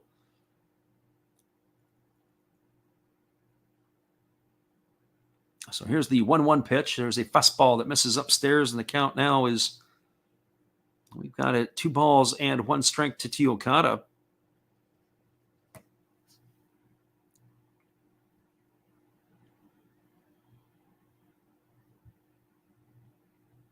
So and we're back to struggling again. So I'm not sure if that's our internet connection. I don't think it is, because you guys are still with us, but really strange how this is working out here tonight. It's not as bad as we were last night, that is for sure. So we got 2 balls and 2 strikes to Okada, but I am on my B feed as he is waiting here on the offering from Kodai Senga. And Senga kicks and delivers. It's a fastball swung on his line down the right field line, and it's just going to hook foul.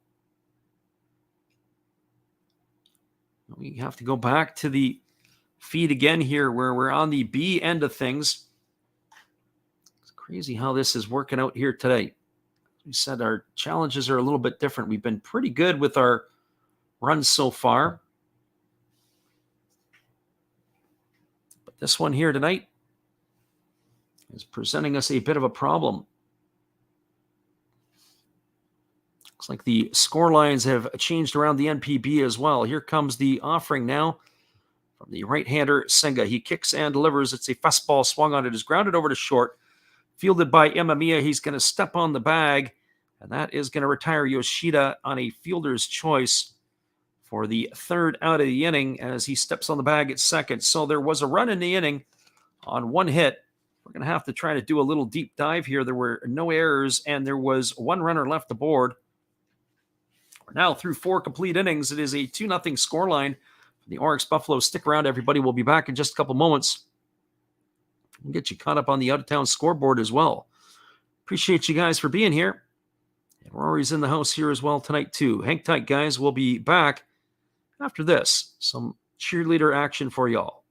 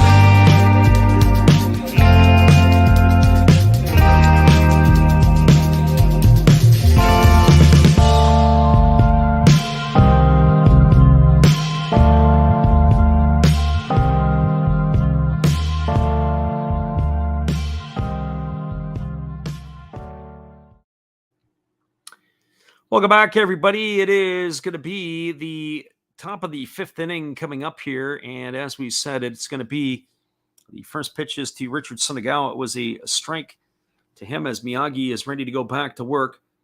And it is a breaking ball that misses outside, and the count is 1-1. So the last pitch was at 97 kilometers an hour, so about a 58-mile-an-hour breaking ball. So 1 ball and 1 strike to Richard. Tomoya Masaki and Takuya Kai to follow here in the 5th inning as a fastball is taken for a called strike. The count is 1-2. I'm not sure why the error messages we're getting on this particular one keeps showing up into place, but we are. That is really, really bizarre. As we have the other one there. There's a fastball swung on and fouled away, and the count remains at 1-2 to Richard. So we have our B feed is just bailing us out right now. We had that problem a little bit last year when we would do some games and we would have some of those things, and now it's been pretty much been pretty decent for us, but tonight we are suffering from a little bit of that from our A feed. There's a breaking ball that is swung on and tap foul behind home plate. So hopefully we can get our A feed sorted out. And what that means is we're not always around to talk to you guys because we're having to pick it up on another situation. There's a breaking ball, waved at and missed. And Richard is down on strikes for the second time tonight. He's retired for the first out of the inning, and that is going to bring up the left fielder, Tomoya Masaki. But not just that. We also are struggling a little bit with the other games as well, which is kind of weird. I say that because even when we try to pick up the other feeds off of this one, I think it has to do more with the computer that we're dealing with, or at least the piece of equipment we're dealing with. So now that's going to bring up Masaki to the plate. And here's the first offering from Yagi. It's a fastball swung on and fouled away, and the count is 0-1. Maybe it just doesn't like Apple. I don't know. But we are definitely getting some weird stuff. It's almost like as if you're trying to use flash technology and the flash ain't giving it to you. Here's the 0-1 pitch. There's a fastball swung on and missed. The count is now 0-2. So no balls and 2 strikes to Masaki.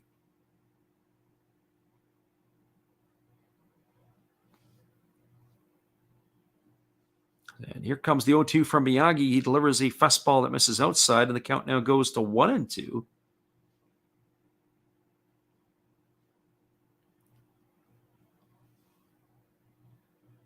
And here comes the 1-2 offering as the lefty delivers. It's a fastball swung on. It's popped up over on the first base side.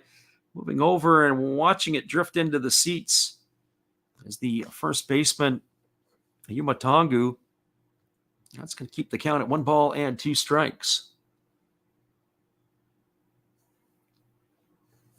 We tried a few different setups, as we mentioned before, and everything is just still one of those things.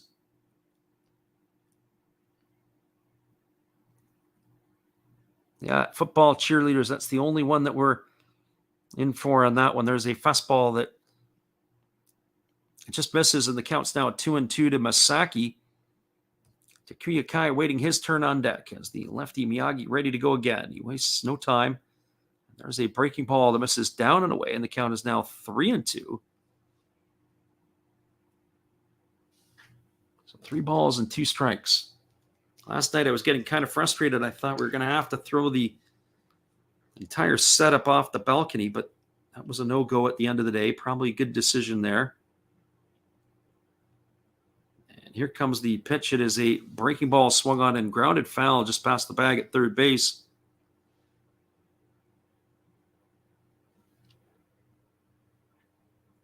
That is going to keep the count at 3 balls and 2 strikes.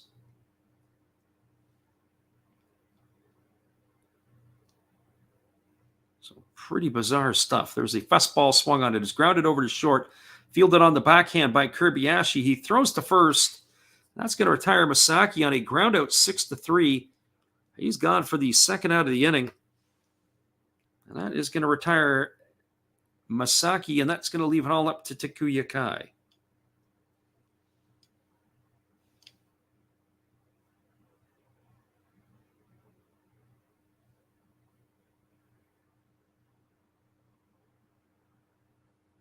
So Takuya Kai steps to the plate. He's 0-1 tonight. He has grounded to third his first time up. He's 0-1.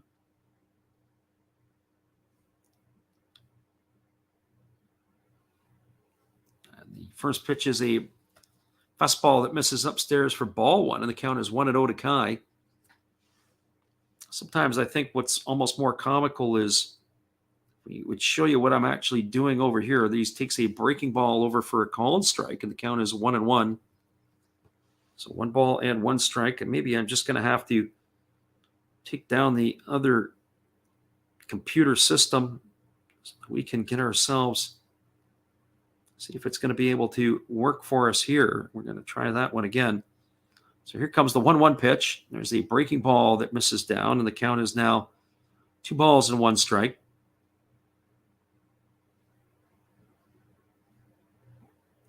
we can't even get anything from anybody else, not even the other stuff, including the Golden Eagles or all the other things. There's a fastball swung on. This ball is belted into deep right center field.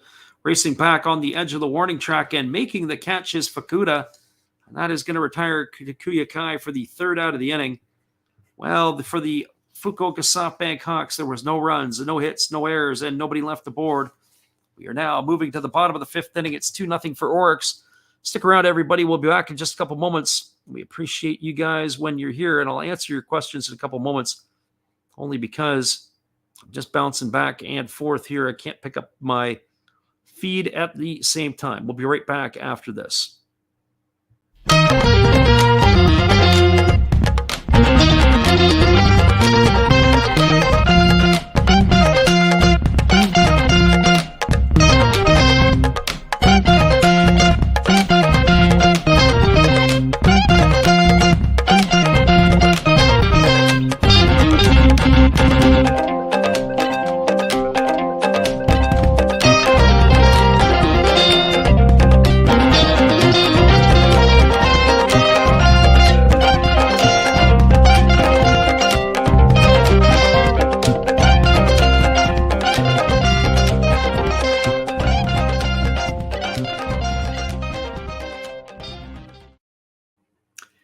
Welcome back, everybody. We'll be back in about 30 seconds with the call. After this, we are having ourselves a heck of a time tonight here on the back end. If you could only see the comical parts that go on our back end, maybe we'll have to show you live. We'll be back in a moment. It's bottom of the fifth coming up.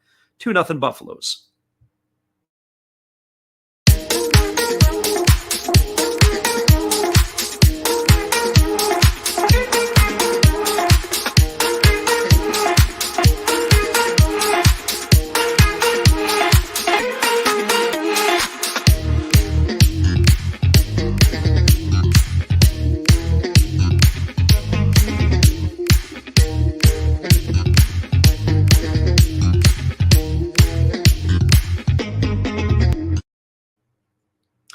Welcome back, everybody. We are moving here to the bottom of the fifth inning, and now not only is our B feed or A feed down, the B feed has gone down with it, and this is turning into one of those evenings. And it's interesting that the stuff that I've got is Alexander Leggett asked the question of where it may be, and now we're back at it as the first pitch was a strike to Nishino, and the count is quickly 0-1.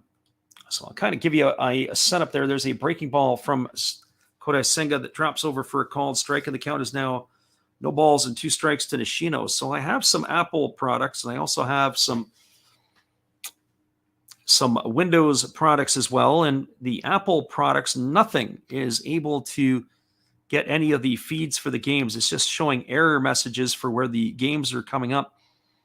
So we're using the laptop computer and the desktops to be able to get us into that. If you can see the setup here, it is multi. There's a fastball that misses outside of the count is 1-2.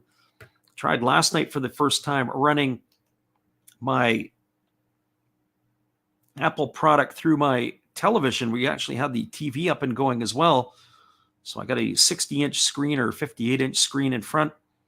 There's a fastball swung on and fouled away. So we got multiple games going on. It looks like we're almost like in a studio at a major league event with all the cameras and the different angles and everything else that's going. But tonight, might as well throw all that stuff in the garbage because we're pretty much down to 1. There's a breaking ball that misses outside, and the count now is 2 balls and 2 strikes to Nishino. But everything that is pretty much Apple product is just error messages after error messages, as we're not able to get anything in terms of any type of stuff up. And it looks like finally now we do, as there's a ball that's been hit into left field, and that ball is going to be a base hit for Nishino. It's going to be a single. It's going to be his second hit of the ball game, and he is going to be aboard here.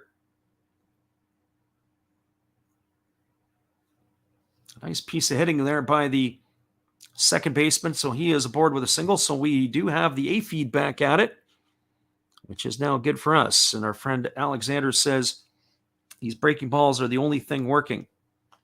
Well, maybe in the game, but Certainly not at our end. So Kotaro Kobayashi comes to the plate. He had a sacrifice bunt his first time up, and he is doing exactly that again as he's already squaring in the batter's box, but they throw over to first, and diving back is Nishino. So Nishino, the runner at first here with nobody out. It is a 2-0 Buffalo lead as they are batting here in the bottom half of the fifth inning. I just had that feeling that Senga was going to struggle again here tonight. Our friend Alexander says as the fastball is bunted down the first base line and it is just going to roll foul. That is going to be a strike on Kobayashi. He said the Hawks and the Buffaloes are taking him back to the early season. Both teams have been through a lot since then. Absolutely.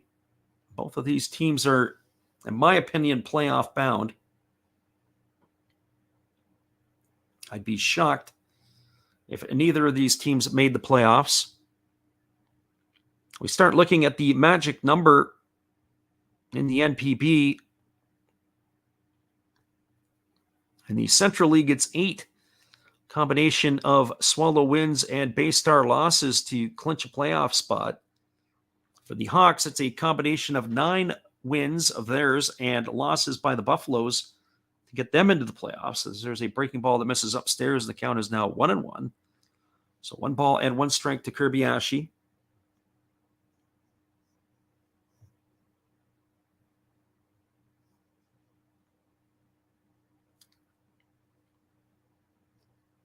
So Kobayashi here waiting on the 1-1 offering from Senga. Again, he's scoring about 76 pitches here in the 5th inning for Senga. As he waits on the 1-1 here from, or as Kobayashi does. Now he pulls back and he swings and he lifts it into shallow right center field. Backing up on it is the second baseman, Mamori. He's going to make the catch. So Kobayashi not able to get the job done. They thought, well, maybe they'll pull back and slash. He ends up lifting that one into shallow center field. The second baseman retreats and makes the catch for out number 1, and that's going to bring up the catcher, Tori Fushimi. That would drive me crackers. I'm not sure why that the manager in that situation would want to do that. Get him over here. So our friend Mick says it's the Seahawks and the 49ers tomorrow. He is going to go and see. So, well, good. Hopefully you enjoy that one. That is in Northern California, of course. I've never seen any action in San Francisco. I've yet to attend a game, either baseball or football or any sporting event. And even now, so basketball, as the Golden State Warriors are calling San Francisco their home. So the right-hander Senga ready to go to work, and he throws over to first, and diving back safely is the base runner Nishino.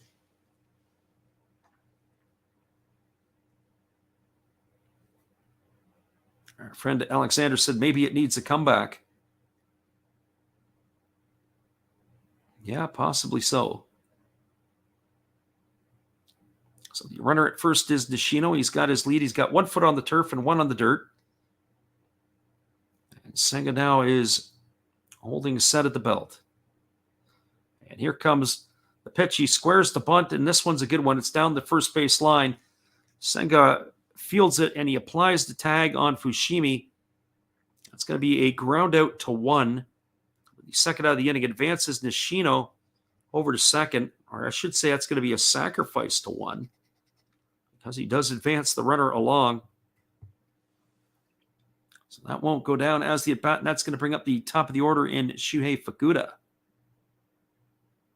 Well, in this exact same situation, back in the 3rd inning, Fukuda had himself an RBI single up the middle to drive in the first run of the game, and that happened to be Nishino. And Nishino is at second base here. It's his 21st RBI of the year for Fukuda, by driving in Nishino back in inning number 3. So they're looking to add to their lead here are the Buffaloes. So Senga holds at the belt. Now he kicks and delivers. It's a breaking ball. I'll take it for a called strike. Count is 0-1. I think that if the Buffaloes are going to win this game, I would like to see them be at 3 or 4 runs by the time Senga leaves. Because the bullpen for the Hawks is no pushover. They're going to come in and seal the deal. I don't know if the Buffaloes have the same type of bullpen that the Hawks do. I have seen them implode on other nights. There's a fastball swung on. It's grounded up the middle, fielded by Imamiya. He throws to first. It's a bang-bang play, but they get the speedy Fukuoka. That's going to go down as a ground out 6-3 for the final out of the inning. Well, there was no runs in the inning. There was a hit. There were no errors and 1 runner left aboard. We are now through 5 complete innings. It is the Orix Buffaloes 2 and the Fukuoka SoftBank Hawks no score. Stick around, everybody. We'll be back with the call in just a couple of moments. We appreciate you guys for being here. We'll take this mini break, and then we'll be back with all the action. Hang tight.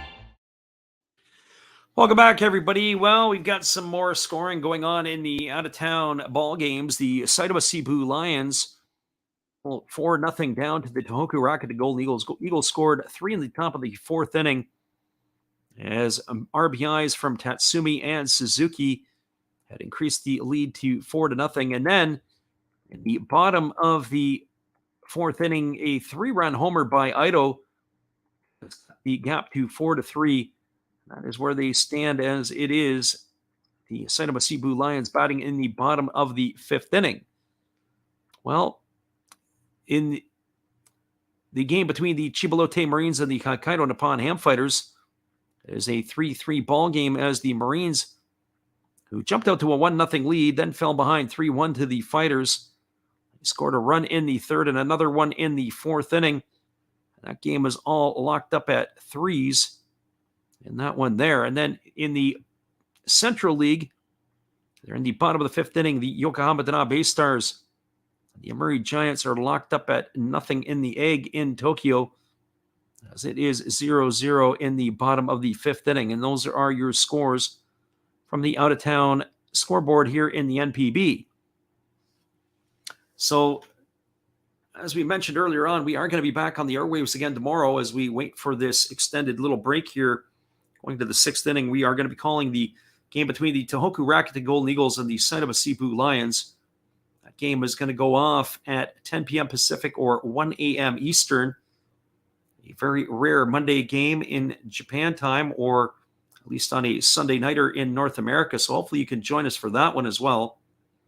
So that will be entertainment for us. And that is where we stand here. So we are waiting for them to finish off the cleanup of the dirt. We'll take another 30 seconds, and we'll be back in just a couple moments as we will give you the back half of this ball game. 2-0 for the Buffaloes as we move to the top of the 6th inning. Hang tight, everybody. We'll be right back after this.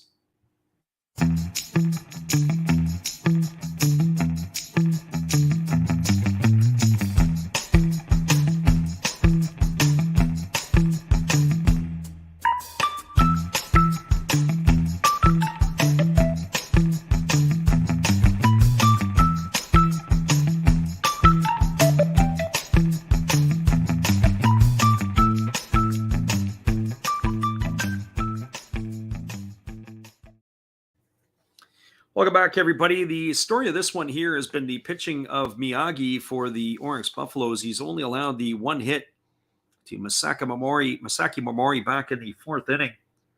He has been very, very efficient. He has retired the side in 4 of the 5 innings tonight.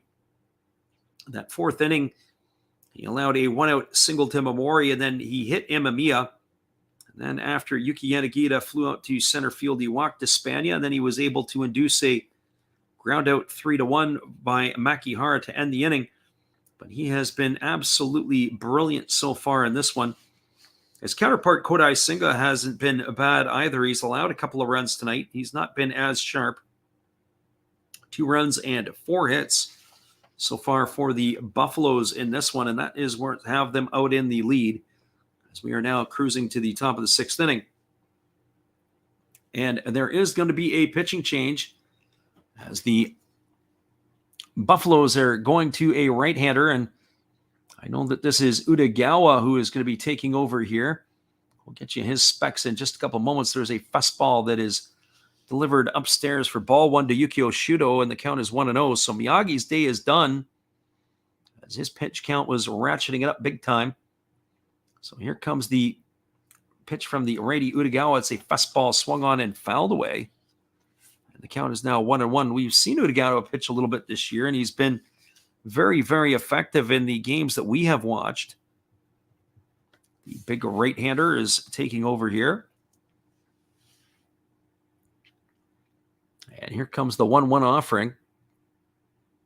As he kicks and delivers, it is a fastball swung on. It is lifted foul down the left field line, but it's going to just drift off into the seats beyond the netting.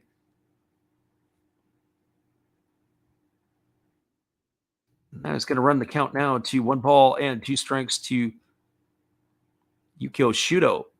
So Yuki Utagawa, who's on the mound here, since his rookie season, he's a 23-year-old. He'll be 24 after the season. He has worked in 14 ball games. He's got a record of 1-1. And here's the 1-2 pitch. There's a fastball swung on. It is grounded softly to short. It is fielded by Kobayashi. He's got to hurry. He fires to first. That's going to retire the speedy Shudo on a ground out 6-3. He's gone for out number 1, and that'll bring up Masaki Momori. Well, Momori is 1 for 2. He's got a single in 2 trips. As he comes to bat, it'll be the first time he's going to be facing Utagawa. We were mentioning about Utagawa, 15 1/3 innings. He's allowed 6 hits, 7 walks, but 25 strikeouts in those 15 1/3 innings. He's got an earned run average of 117. Here's the first pitch. It's a fastball that just misses down, and the count is 1-0. That last pitch was at 95 miles an hour. And here comes the 1-0 pitch as the righty delivers another fastball that misses down, and the count is now 2-0. One thing I'll say about Utagawa is he's got a lot of downward taper on his pitches. Makes it really, really difficult.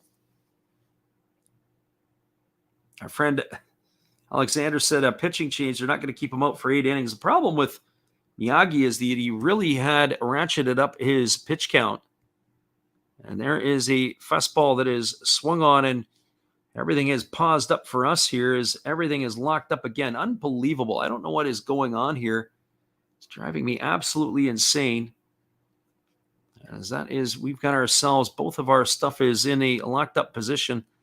Now, I don't know if that's the feed. I don't think it's definitely not us. We have one of the strongest feeds for our internet here in this case, and that is where it is at right now. We've lost our feeds again. This is absolutely frustrating. Can't get you anything or any information there.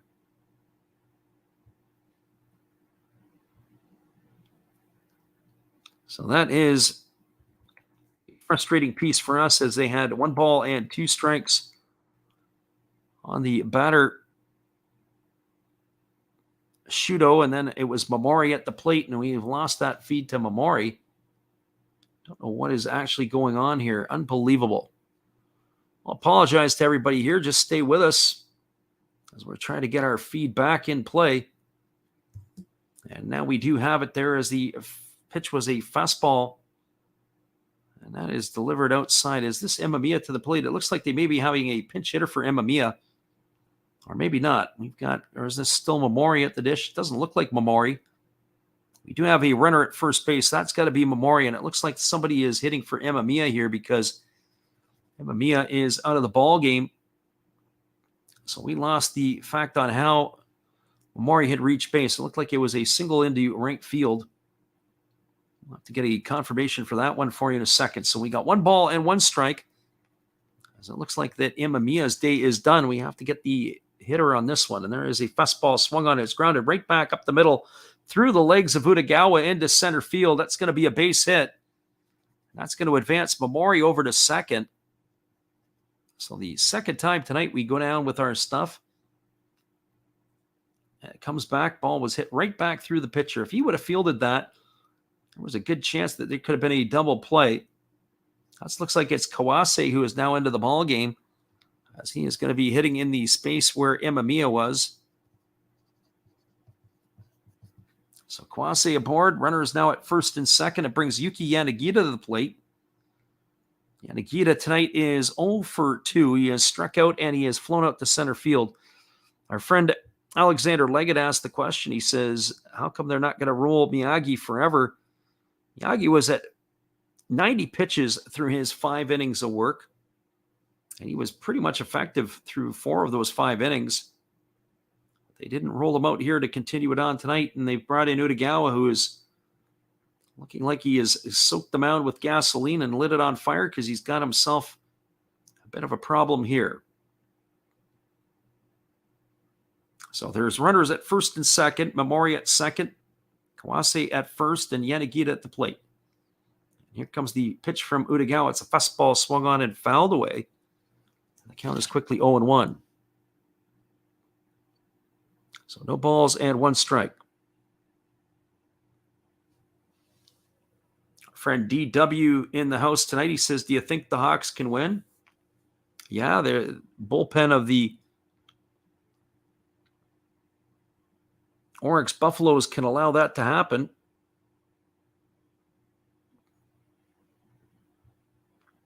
As Yanagita fouls that pitch off, and the count is now 0-2.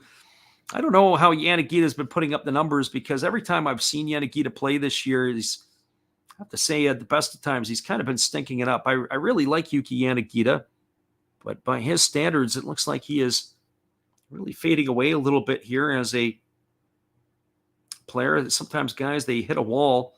He's on the wrong side of 30, and looks like his numbers are on the decline, and that was really, really strange. As Utagawa delivers a fastball, it looked like the ball was going to go down. The catcher, Fushimi, went down as if to block it, but the ball never went down, and he ends up catching it off the heel of the glove, and the ball pops up. That's going to put the count at 1 ball and 2 strikes. So he was anticipating the ball going down, and Utagawa's pitch was firm. It was like a knee-high fastball. Almost took that one in the gut. So just as we're having difficulties, so too is Fushimi. And here's the pitch. It is a breaking ball that misses outside, and the count is now 2-2. So 2 balls and 2 strikes to Yanagita.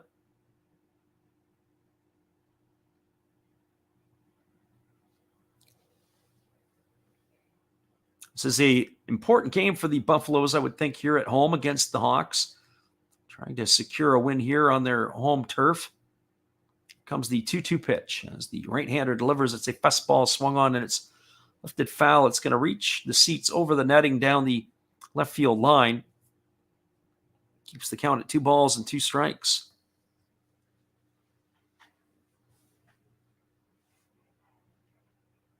So Kodai Senga will probably win the battle of efficiency. I would say that Senga should be able to get them into the 7th inning for sure. Lighten the load on their bullpen, although the Buffaloes have had to go to the pen early here. Here's the 2-2 pitch. It's a fastball swung on and missed. And Utagawa blows it by Yanagita for the 2nd out of the inning. So 2 away here in the 6th. And that's going to leave it all up to Alfredo Despaigne. Well, the way Despaigne has been swinging the bat, I'd be very, very careful to throw him any high heat because he could turn that pitch around in a big-time hurry. And as I said before about Yanagita, I wonder if the better years are behind that, the right fielder for the Hawks. I'm just curious to see how this is going to play out over the next season or two, if his numbers are going to continue to decline or if he's going to come back and put up some big numbers next year. Here's the pitch. It's a fastball swung on and has popped up over on the first base side, but it's going to reach the seats. It's no balls and one strike to Despania.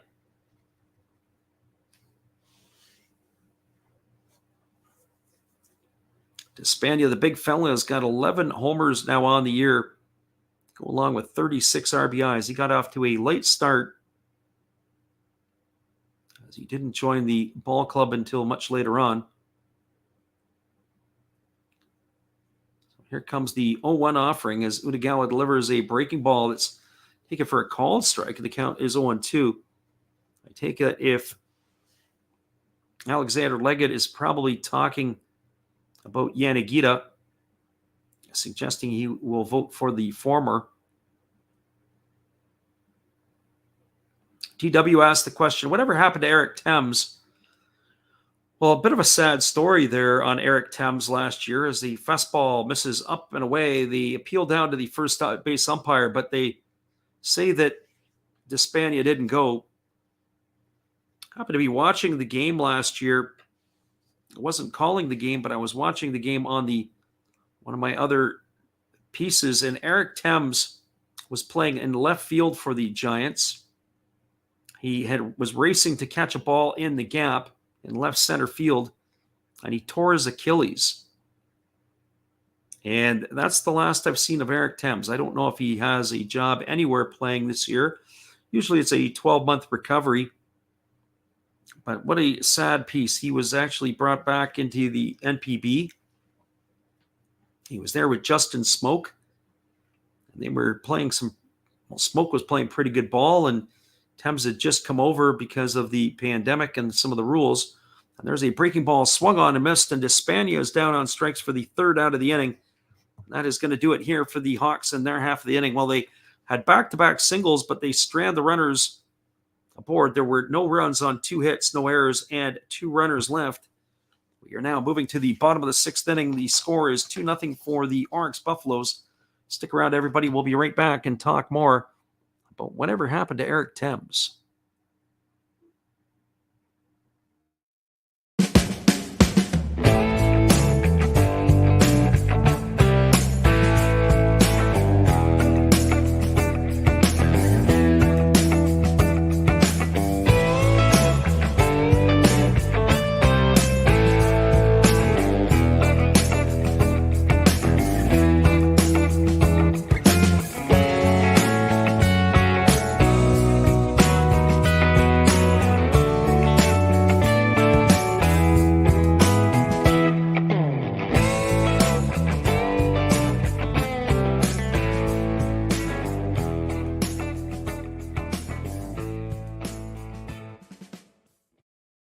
Welcome back, everybody. It is going to be the 2, 3, and 4 hitters coming to bat for the Buffaloes. It'll be Yuma Mune, Kai Nakagawa, and Masataki Yoshida, as they are going to be facing Kodai Senga here in the 6th inning.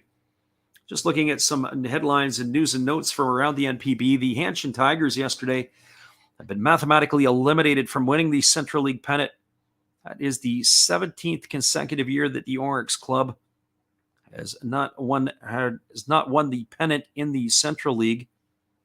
So that is interesting news. The Tigers, who had themselves a pretty good start to the year last year, I believe it was last year, they got off to that huge start.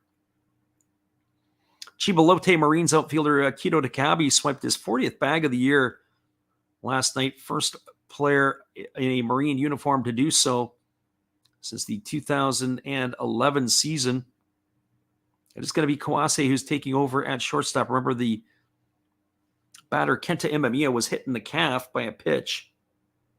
That was a little surprising that he was able to keep him in the ballgame. So here's the first pitch to Yuma Mune. It's a breaking ball that misses up and away for ball 1, and the count is 1-0. So 1 ball and no strikes to Mune. Toshiro Miyazaki for the Yokohama Dana Bay Stars had his 1,000th hit last night at his 945th game. As the breaking ball is missing inside for ball 2, and the count's 2-0 to Mune. It was 80 pitches through 5 innings for the right-hander Senga. As he enters here in the 6th, there's a fastball swung on it, is grounded to short. Kawase fields it, he throws to first.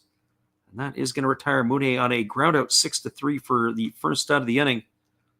It's going to bring up Kai Nakagawa. So Nakagawa tonight,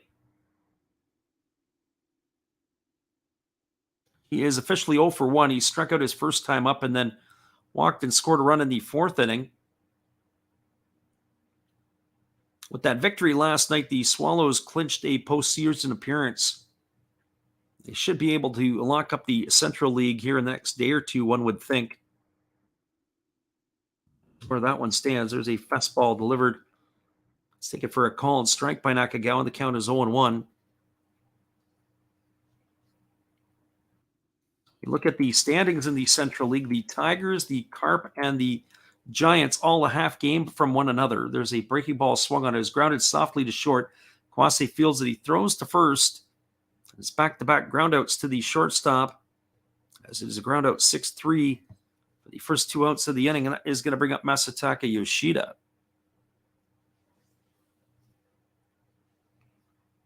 Well, for Yoshida tonight, he is 1 for 2. He's got a groundout to first and a single to right. The left fielder in tonight's game, he's raised his average up to 327. His consistency over the second half of the season just continues to rise here, as you always say the cream does rise to the top, and that is certainly that of Masataka Yoshida. As Kodai Senga holds set, and he delivers. It's a fastball taken for a called strike, and the count is 0-1.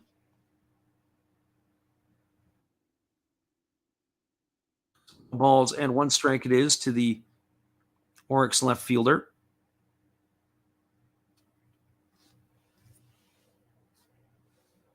And here comes the 0-1 pitch as he kicks and delivers. It's a fastball swung on and fouled away. Count is 0-2. Alexander says, yeah, last year was the year the Tigers rocked it. And then this year they stumbled out of the gates. It's actually quite remarkable of where they're at, considering how the slow start that they had. Sometimes you got to be good to be lucky, and sometimes you got to be lucky to be good. Our friend DW asked the question, do you ever do play-by-play of the KBO? There's a fastball that misses down, and the count is 1-2. I do not touch the KBO. I have to say, and I kind of touched on this in some of our previous streams. The most of our games we do are the Pacific League in the Japanese League. And I just find that I get to know the teams and the players a lot better. Last night we did that game between the Dragons and the Swallows. And I was actually glad I did it because I wanted to see Murakami play, and Yamada. There's a fastball swung on. It's grounded up the middle, fielded by the shortstop Kawase. He throws to first, and that is going to do it. It's a ground out 6-3 for the 3rd out of the inning. All the outs came to the replacement shortstop. The ball is like a magnet, and it follows its way to the new player. No runs, no hits, no errors, and nobody left. I'll come back and I'll talk about that. Just give me a half a moment, guys, and we'll take a little break, and I'll come back and answer some of DW's questions. So we are now moving to the top of the 7th inning. Your score, 2-0 for the Buffaloes. We'll be right back after this.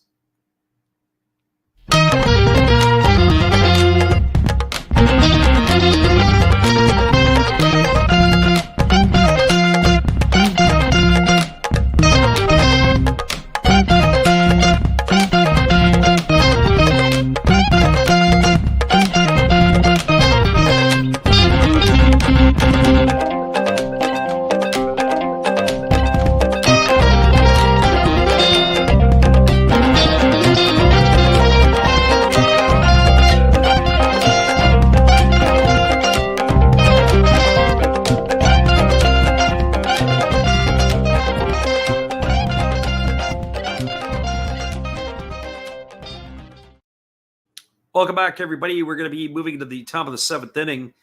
It is going to be the 6, 7, and 8 hitters to come to bat for the Fukuoka SoftBank Hawks. Our friend DW asked the question. He says, well, first of all, do you ever do play-by-play for the KBO? So the answer to that is no. No KBO. Most of the games that we call are of the Pacific League, but I do like to make some calls of games in the Central League every once in a while, and we squeezed one in last night. And when I squeeze those in, it's usually because the Pacific League games are a later start. There were 2 early games in the Central, and I said, let's get her done.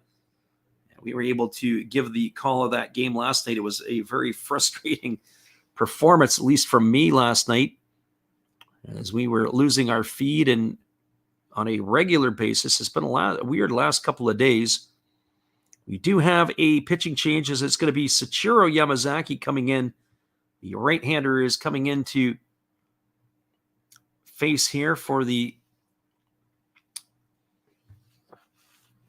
going to be facing the Hawks here. It'll be the 3rd pitcher used, so Sachiro Yamazaki in.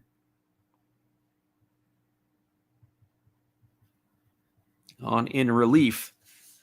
And of course, as I say that, I lose our A feed, and so hopefully we got our B feed up. And we're going to see what we have here is, it looks like our B feed has been down for quite a while, so hopefully we can get one or both of the feeds up and going. And we do have it back up. So here we go. We've got 1 ball and no strikes to the hitter Makihara, as he is waiting on the offering from the righty, who kicks and delivers a fastball that swung on and fouled away, and the count is 1-1. So just a couple of thoughts on this, and that is the KBO, the players who are decent in the NPB, or in the KBO, if they're any good, they get more money to come over to the Japanese league. So that's one of the reasons I enjoy calling that a little bit more. There's a fastball swung on, it is grounded over to first. It's a fair ball, and it's going to squirt away from the first baseman, and that is going to get away from Tongu. I don't know how they're going to score that one, and if they're going to give that an error, if they're going to give that there. It certainly was an ordinary effort. I'll have to go and see the replay on this one. The ball was grounded down the first base line. Tongu had raced over, and he tried to knock it down. That's going to go down as a base hit, I would think. And the ball just squirted off into foul territory. So Makihara is going to be aboard with a leadoff single. And that is going to bring up the first baseman, Richard.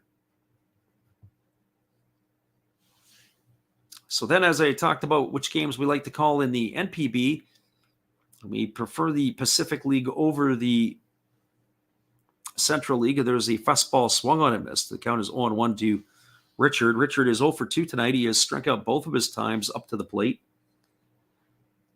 Now, the Pacific League in the last 20 years has really been, in some people's eyes, the stronger of the 2 leagues. I'm not sure where that fits in at this point, if that is the case or not, as a fastball is swung on and missed. The count's 0-2. The Swallows, of course, did win the championship over the Buffaloes last year. I think you could probably go through the merits of both leagues and point out their positives and their negatives. But I just find it's easier to get to know the players and get to know the teams in the Pacific League easier than it is the other ones. But it is always fun once in a while to be able to get a Central League game or 2 in on the docket, and we may try to squeeze another one in before the end of the year. We called, I believe it was the Giants and the Tigers earlier this year. And so if we can get ourselves a good, maybe 10 games next year on the schedule, I might consider to do that. Maybe 1 or 2 every month. And here's the pitch. It's a fastball that misses outside, and the count is 1-2. So 1 ball and 2 strikes to Richard Sunagawa.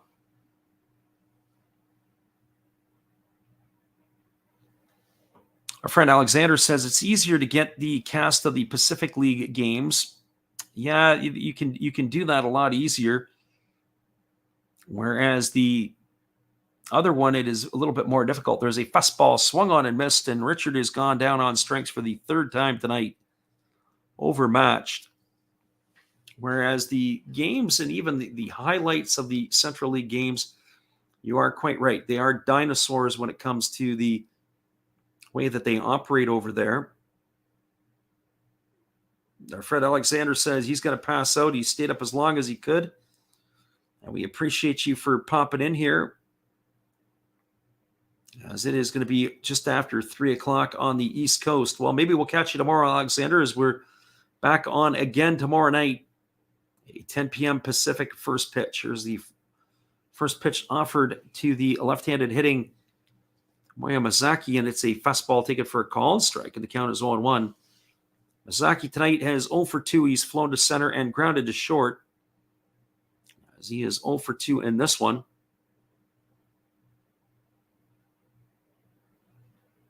So here comes the offering from the righty. It's a breaking ball that misses inside. And that is 1-1. Appreciate you again for being here, Alexander. So hopefully we'll catch you on the flip side tomorrow. So 1 ball and 1 strike as the righty Yamazaki waits on the offering here. He kicks and fires. It's a fastball swung on and fouled away.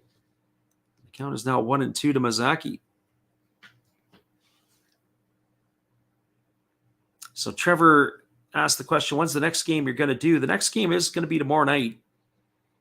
We've got it up on our schedule, and it is going to be the Lions and the Golden Eagles. That'll go off at 10 Pacific or 1 a.m. Eastern.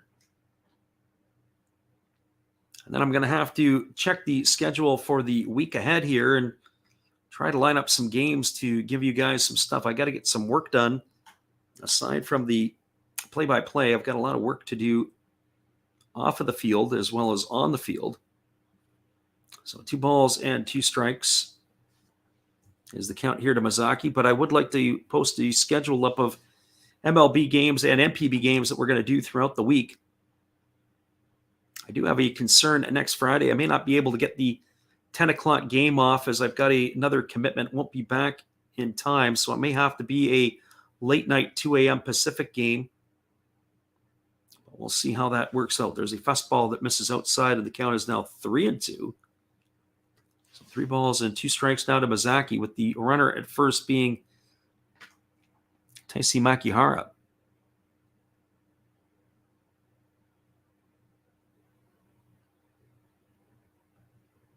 So here comes the 3-2 pitch as Mazaki waiting here on the offering from Yamazaki. He delivers it as a split finger pitch, swung on and fouled away, and the count is going to remain at 3 balls and 2 strikes.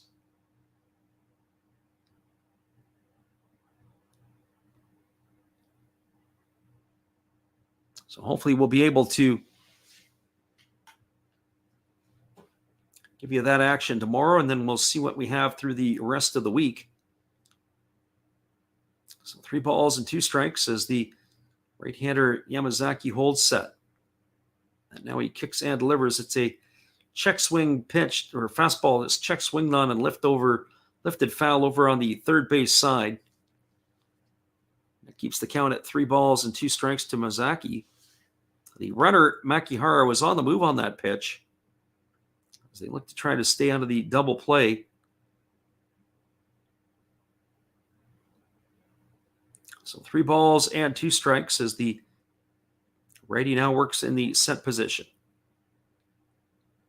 And they throw over to first base, and diving back in time as the base runner Makihara. They're trying to keep him close and keep him honest.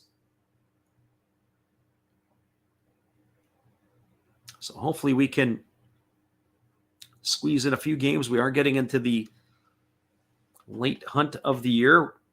Probably going to skip out. There's a fastball taken for a called third strike. They throw down to second base, and the throw is in time. It's a strike him out, throw him out. It's going to catch Makihara stealing. He's caught stealing 2-6 for the third out of the inning, as Mazaki has struck out looking for out number 2, and out number 3 is Makihara. That's going to do it here for the Hawks in their half of the inning. There is no runs in the inning. There was a hit, no errors, and nobody left the board. We're to the bottom of the 7th, and our friend Demon Slayer is in the house. We'll be back here in just a couple of moments to give you all the calls after this and to chat with our good friend, the Demon Slayer. Hang tight, guys. We'll be right back.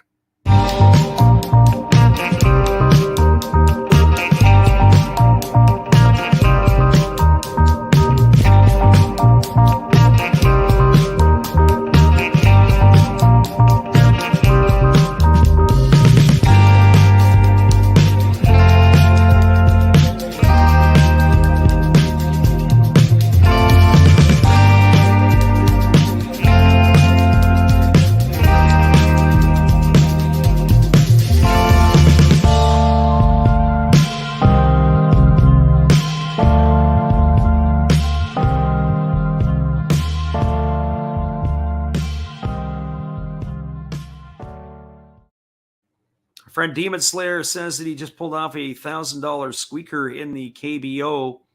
He took the under 5.5 for the Hanwha Ball Club versus LG. Almost had a heart attack. So that is, that's obviously some good excitement there.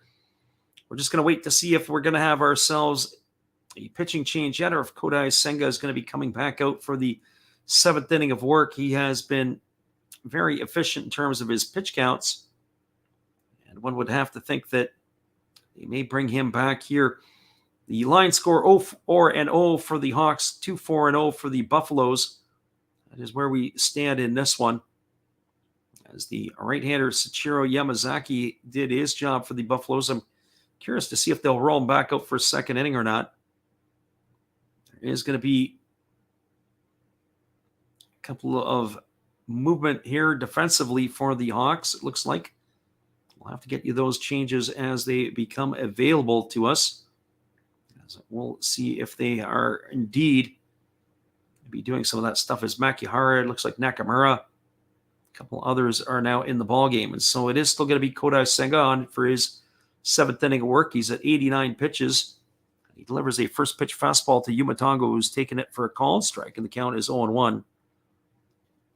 Tongu tonight officially 0 for 1. He popped out to third, and he had a sacrifice fly to drive in a run his last time up.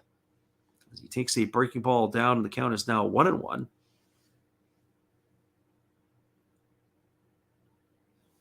Looks like it is Matsuda who has gone into left field. So we'll have to see what happened to Mazaki. There's a breaking ball swung on it. It is grounded over to third. It is fielded by Shuto. He throws, and that is going to retire Tongu on a ground out, 5-3. The first out of the inning, and that will bring up T. Okada to the plate.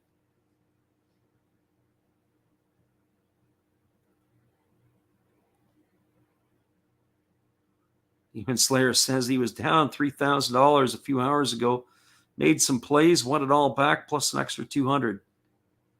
Yeah, well, that can certainly give you cardiac arrest. You drop that amount in that amount of time. And here comes Okada to the plate. He's bounced into a fielder's choice and struck out in his 2 trips to the plate. There's a breaking ball that is down. They appeal over to the third base umpire, but they say he didn't go. So ball 1 to Okada. As we mentioned, Okada not having the season that he's had in years past.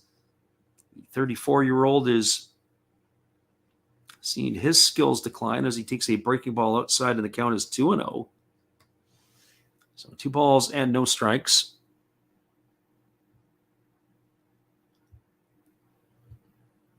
As the right-hander Senga holds set. And now he kicks and delivers. It's a fastball that misses down, and the count is now 3-0. So 3 balls and no strikes. Senga leans in, and he gets the side from his catcher to Takuya Kai. And here's the 3-0 pitch. It's a fastball swung on and grounded foul over on the first base side. The count is now 3-1. Well, I don't know if I've got T. Okada at the plate. If I'd give him a green light at 3-0, I've been swinging the bat very well this year. You let him turn loose at 3-0. Well, maybe if it was the 3 and 4 hitters like Nakagawa and Yoshida, I can see that, but definitely not Okada right now. So here's the 3-1 pitch. It's a fastball swung on, is grounded over to first. Fielded by Richard. He steps on the bag, and that is going to do it for Okada on a ground out to 3 for out number 2, and that's going to bring up the second baseman, Masahiro Nishino.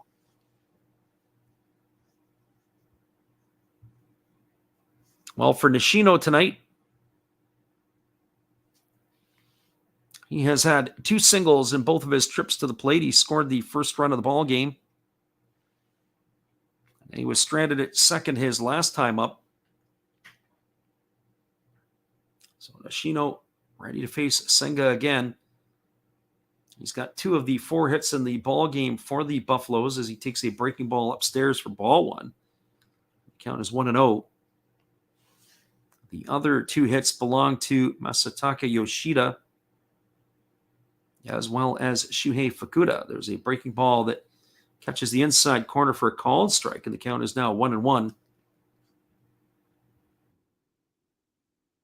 Finally scoring in the Central League game between the Bay Stars and the Giants. Bay Stars scored 2 in the top of the 6th, and the Giants responded with 1 of their own in the bottom. As a breaking ball misses down, and the count is now 2-1 to Nishino.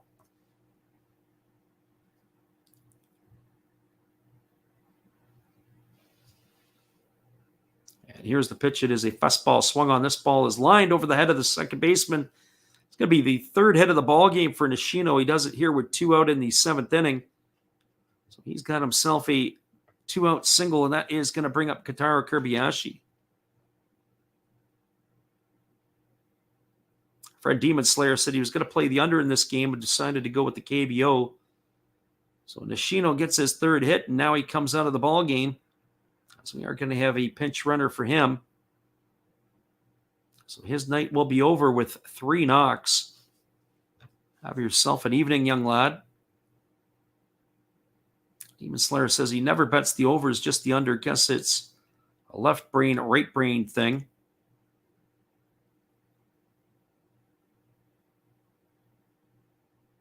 So we do have a pinch runner at first base.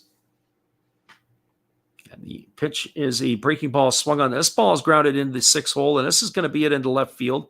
So back-to-back singles here with 2 outs. As Kentaro Kobayashi's got himself a knock. That's going to bring up the catcher, Tori Fushimi.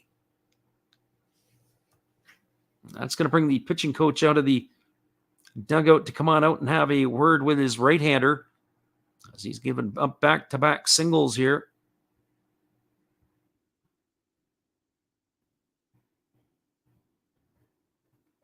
Curious to see how this will play out for the Hawks here, as Senga has gone 6 2/3 so far. He's at 102 pitches. They're going to leave him in the ball game. One would think that this will be his last inning of work. The Hawks have got to get some instant runs here in the next couple innings if they want to stay in this ball game. I'm just curious to see what the Buffaloes have in mind, if it's going to be who is going to come out and pitch the next inning. Is it going to be Wagyu Spack? I don't see Harano on the game sheet for tonight, so it may be because he's not available. Harano is normally one of their closing options. So this brings Fushimi to the plate with runners at 1st and 2nd and 2 gone. And the first pitch is a breaking ball that misses outside for ball 1. The count is 1-0. So now officially 6 hits on the night for the Buffaloes. Those back-to-back singles by Nishino and Kobayashi. It is Oshiro who is the runner. Came in for Nishino. He is the runner at second base. And here's the 1-0 pitch. It's a breaking ball that misses outside. And the count is now 2-0.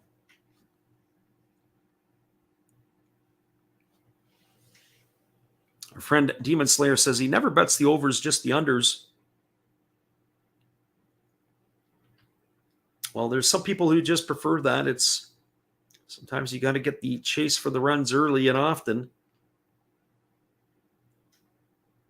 If you pick the starting pitchers who you feel are the ones who are going to be able to keep the game in check early, that can keep the scoring down. Here's the 2-0 pitch. It's a fastball taken for a called strike. The count is now 2-1 to Fushimi. This game has a much better tempo and pace than last night's game. Last night's game actually started off fairly well for the first 5 innings. But then the extra innings ended up going 4 hours and 50 minutes almost. We were on the stream last night. I think that ball game was probably about 4 hours and 47 minutes. So here comes the 2-1 pitch to Fushimi.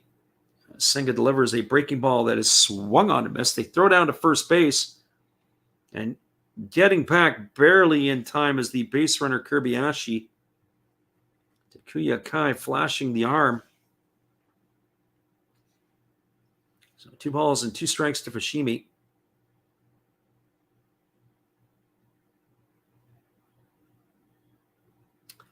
So our friend Demon Slayer says, "What's the deal with the MLB changing the rules next year?" I'm good with the no defensive shifts. I like the fact that you can keep your guys balanced on both sides of the infield in some degree. I also don't like the fact that major league hitters can't adjust and go the other way and bunt and prevent the shift from occurring.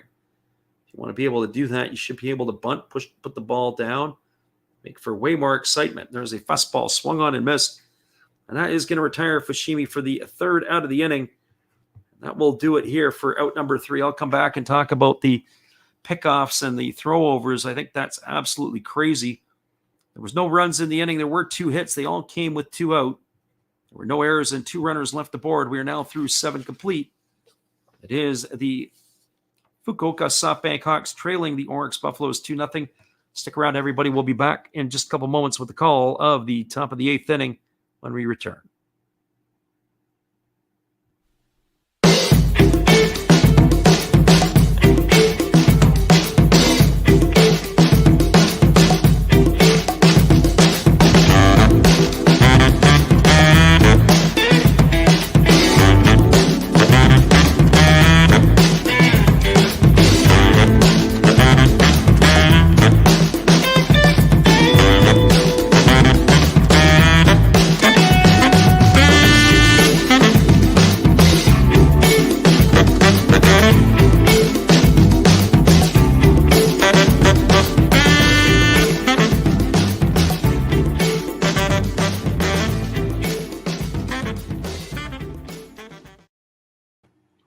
Welcome back, everybody. Our friend Demon Slayer asks a couple of questions in the chat. He says, if the pitcher doesn't pick off on the 3rd throw, or if the runner automatically goes to second base, that's the part that I really don't understand is that when a pitcher is picked off or thrown over to first base a couple of times, can you imagine the lead that the runner is going to get over at first base? Like, I mean, I'd be standing halfway towards second base. That's unbelievable.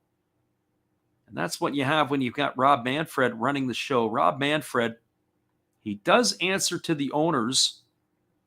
And the thing I find with that is that sort of like Gary Bettman with the National Hockey League, they really say they care what the fans think, but I don't really think they understand the sport and the game. There are other ways to speed the game up and you move the pace along a little bit, but certainly when you watch the Japanese league, there are things in the Japanese game that move the pace of the play along for sure.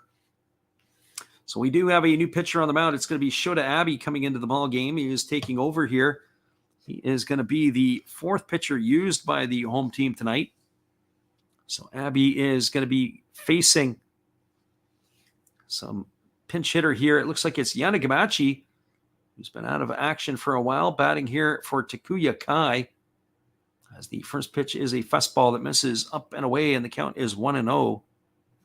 So I haven't seen Yanagamachi for a while. We do have a change in the infield as it looks like it is Oshino who is in the ball game. So changes all over the place. There's a breaking ball taken for a called strike, and the count is now 1-1 to Yanagamachi. Yanagamachi batting .278 on the year with no homers and 31 RBIs. He is an outfielder by trade. There is a fastball that misses outside, and the count is now 2-1 strike. So Tetsuro Yanagamachi in here to pinch hit for Kai. To be followed by the top of the order in Shudo and Momori. So here comes the 2-1 pitch as Abe kicks, and he delivers a fastball that misses upstairs. The count is now 3-1. Yanagamachi, as we mentioned on the season, batting .278 with those no homers and 31 RBIs. It's going to be his 97th ball game of the year. This is his 300th at bat. His 3rd year at the NPB level. He was originally a 5th pick in the 2019 draft. So he is here batting for the Fukuoka Ball Club. There's a fastball taken on the inside corner for a called strike. Count is now 3 balls and 2 strikes to Yanagamachi. Well, as we were saying, like some of those rules, like I don't know if increasing the bag size by 3 inches or whatever it is going to make that big of a difference. I mean, it might. It is a game of inches sometimes, maybe not like the NFL, but in a lot of ways there are inches here. There's a fastball swung on and fouled away, and the count is now remains at 3-2 to Yanagamachi. We had a young lad in my clinic tonight. He showed up with a 1962 Mickey Mantle. This is a little bit off topic. A 1962 Mickey Mantle card.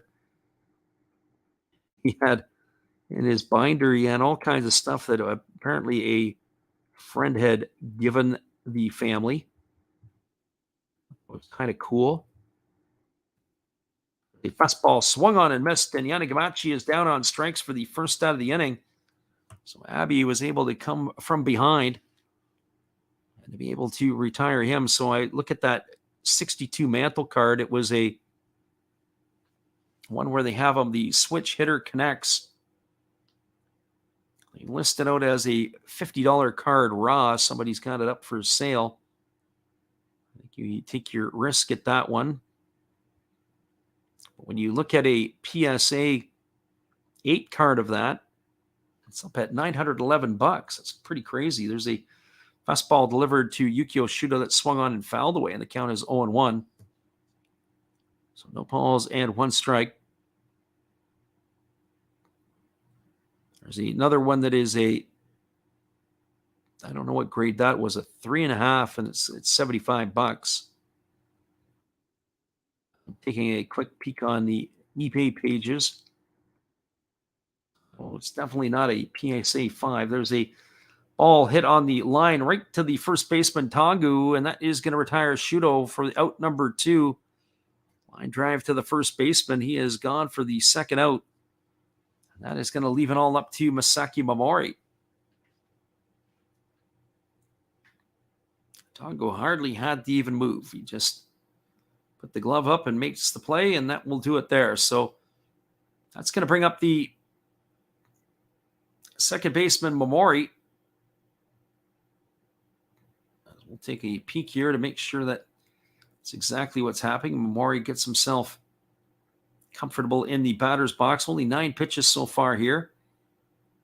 The right-hander, Abby Momori, tonight, 2 for 3. He's raised his season average up to 265. Both of his hits have been singles. And here's the pitch. It is a fastball swung on and missed, and the count is 0-1.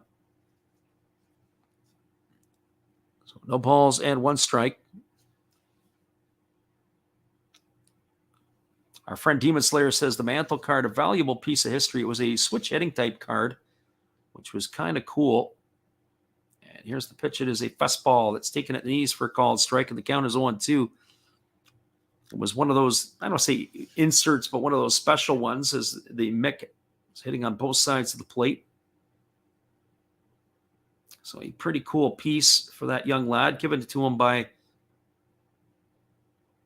friend of the family. So here comes the 0-2 offering. It's a fastball swung on and fouled away. The count remains at 0-2 to Momori. Our friend TYN says, looks like the Hawks can't get a win from this series. Well, you know what they say. It's never over till it's over, but you got to think the fat lady is limbering up her vocal cords to get a good song going. I would have to think it's going to be Jacob Waguespack in the 9th inning from the Buffaloes. And here comes the 0-2 pitch. It's a fastball that misses upstairs. 94-mile-an-hour heat from Abby, and the count now is 1-2. Our friend Demon Slayer says, how much is that Honus Wagner card worth nowadays? And he says he just looked it up and went for $6.6 million on auction. I guess if you can buy Honus Wagner for 6.6, you should own 2 of them. Here comes the 1-2 pitch. There's a breaking ball swung on and missed. And that is going to do it as Momori goes down on strikes for the 3rd out of the inning. And Abby comes in and makes it look easy. There were no runs, no hits, no errors. Nobody left the board. We are now moving to the bottom of the 8th inning. Your score is the Orix Buffaloes 2 and the Fukuoka SoftBank Hawks no score. Stick around, everybody. We'll be back, as there is going to be a pitching change. That'll be the end of the night for Kodai Senga, but we'll be back ourselves in just a few.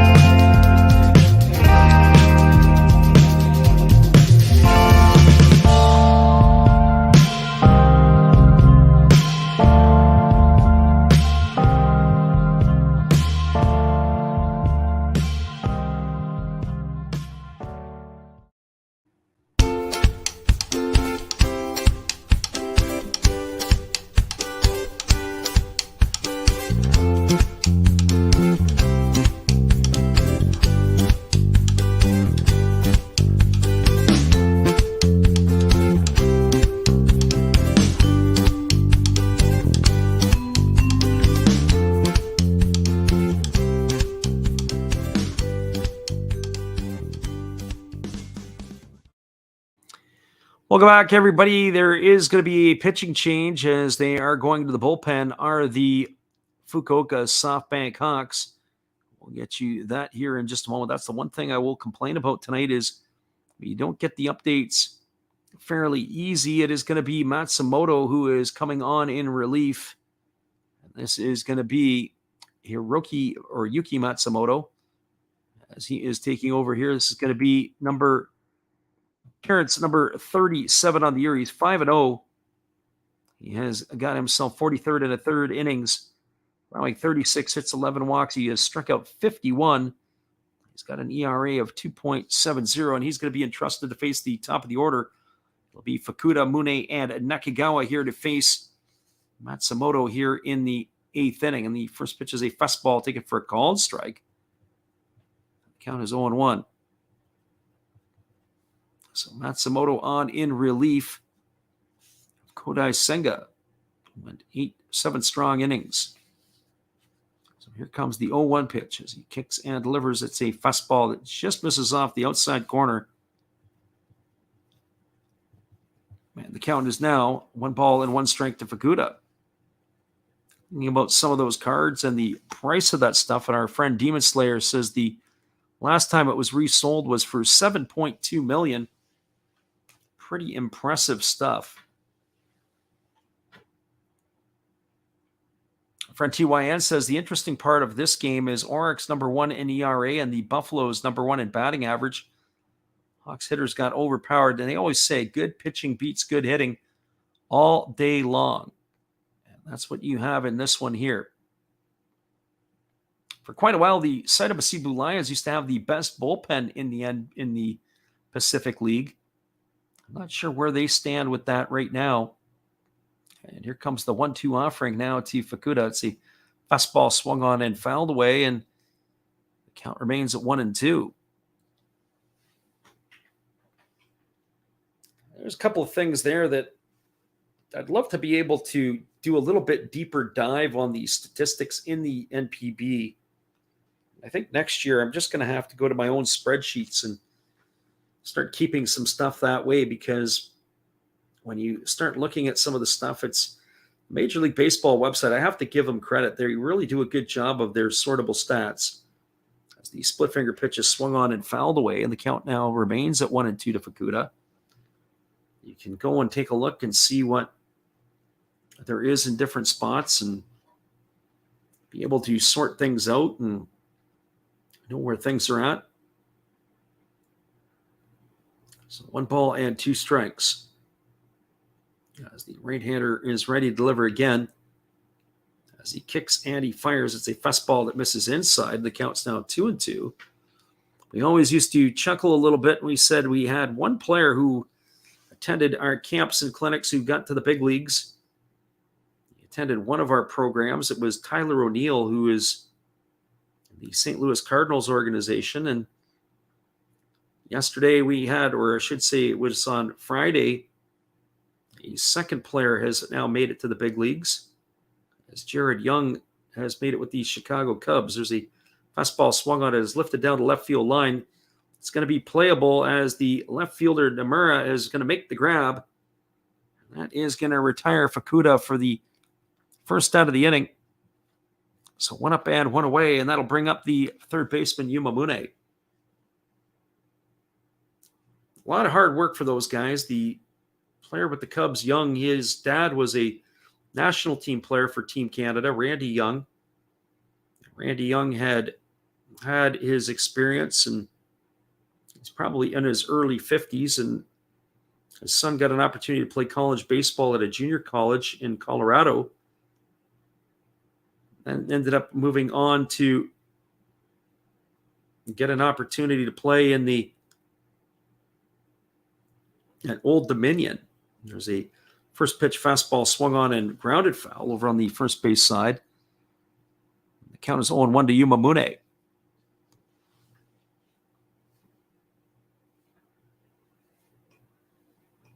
Yeah, Demon Slayer says, I really can't find a site that records pitchers' game-by-game stats for the NPB. I was thinking of actually doing it manually and maybe doing something at that way. I've got to come up with a spreadsheet option and be able each day to import some of these stats in. The problem is, or the problem I'm concerned about is the website that we use for the box scores, the English box scores, which is pretty good for the NPB.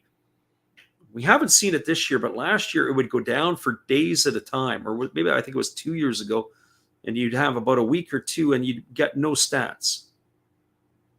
And so then you're going to have to find another way to get it in. And of course, you could do it through the NPB website, but that's a bit of a hassle because you're relying on the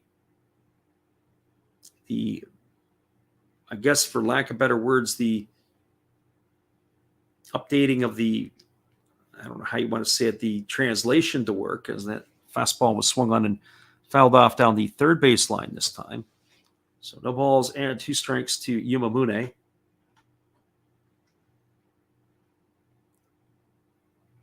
Mune batting here with 1 gone. He'll be followed by Nakagawa. So here comes the 0-2 offering as the right-hander holds set. And Matsumoto now kicks and delivers. It's a fastball that misses upstairs, and the count is now 1-2. So yeah, being able to get some of those pitching stats. Also the thing that I think is important is the days off, the rest.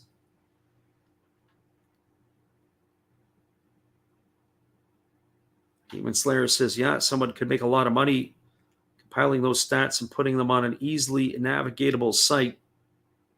And there's a breaking ball swung on. This is lifted into right field, coming hard toward the foul line, but this ball is going to get down as Yanagita watches it drop into foul territory, and that's going to keep the count at 1 ball and 2 strikes to Mune. See, I'm kind of curious, too, with regards to how we're doing this on YouTube and calling the games. I know what angle we're going to be moving to next year. I've done some of our picks. I haven't done picks in a couple of weeks now, or about 10 days. And next year, my intention is to give my picks every single day. So we see these starting pitchers, but I also want to do some more informed stuff, especially where you can take a look at the bullpens, how the bullpens have been used over the last couple of days. I think that's very important. There's a breaking ball swung on and fouled away over on the first base side, and the battle against Mune continues. It's 1 ball and 2 strikes.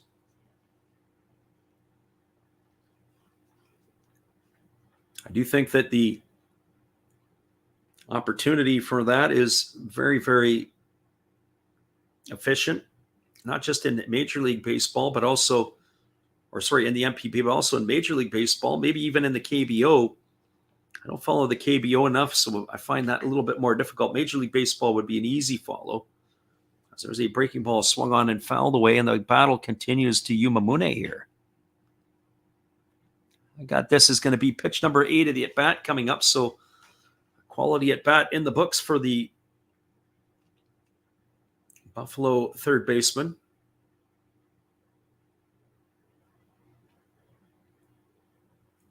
So 1 ball and 2 strikes to Mune as the right-hander Matsumoto ready to deliver it again here as he gets the sign from his catcher and works to the set position. Now he kicks and delivers. It's a fastball taken for a called third strike. Mune was caught window shopping for the second out of the inning, and that's going to leave it all up to the right fielder, Kai Nakagawa. Well, for Nakagawa, he is officially 0 for 2 tonight. He has struck out and grounded to short, but he has also walked and scored a run. He got the second run of the ball game in the 4th inning for the Buffaloes. The Buffaloes are going to have to close it out. As I said, I think it'll be Wagyu-Spack coming in the 9th inning for them. Here's the pitch. It's a fastball taken for a called strike. The count is 0-1. Our friend Demon says that Tokyo Brandon compiles his own stat sheets for the NPB, probably why he is a great NPB handicapper. I would think so too. There's a fastball that swung on and fouled away, and the count is 0-2. I haven't looked in on the channel there in the last week or so. I did catch a couple of the episodes when I was back east, and I found them to be fairly interesting. I mean, I'm not a KBO guy, so when he's on with the other fella there, I have to go back and watch it on the replay. I don't know if I can watch it while they're doing it live. Just too many pieces I have to skip through. There's a fastball that misses down, and the count is 1-2. Yeah, Josh is asking the question. Yeah, I think what I'm going to have to do is I want to plan it out where I do the whole series. That's why I was doing the picks over those series of days when I was on my holiday. It was just easy to put together the stuff, and probably not just a pick of the day. I'm going to do all 6 games or however many there will be on the schedule, as there's a fastball swung on and fouled away. So it was a little bit of an experiment. Part of it was experimenting about of time, how much time it's going to take. I may consider doing a profile on one game, and then basically the other 5 games just giving you the picks without any rationale or reason. But the other part to that is I'd also like to see where I'm at percentage-wise. Like, I've always felt that you got to be working at, as there's a check swing that is fouled away and the bat is sawed off right at the hands by Nakagawa. All he's got left is the handle. As the fastball came inside, he tried to hold up, and there goes a good bat. We don't see a whole lot of broken bats in the NPB sometimes, but there was one right there.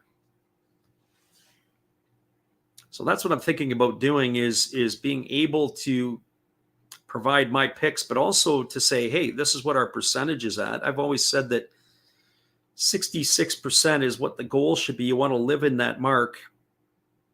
And if you're up at 70%, then you're doing really, really good. To me, that's a good handicapper. And I'm not talking about spreads or over-unders.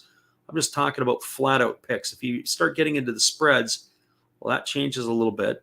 And there's a breaking ball swung on and missed.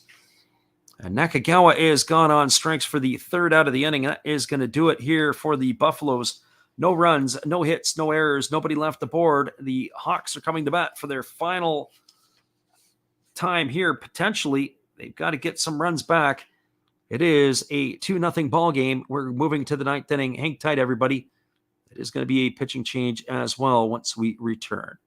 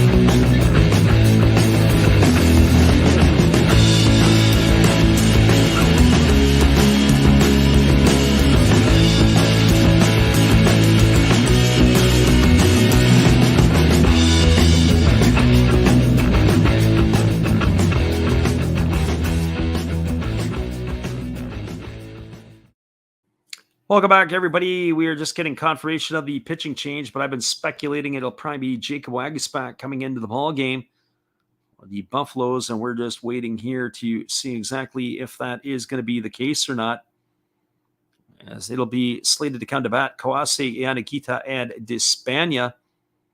But we are going to wait to see if that is indeed what they're going to be facing. It is. Our friend Josh S. says that it's going to be a good idea to be able to do that. Spreads are hard, especially later in the season when the books adjust. One of my beefs with the NPB, and I know you guys like to play your stuff as some of the guys that are in here listening.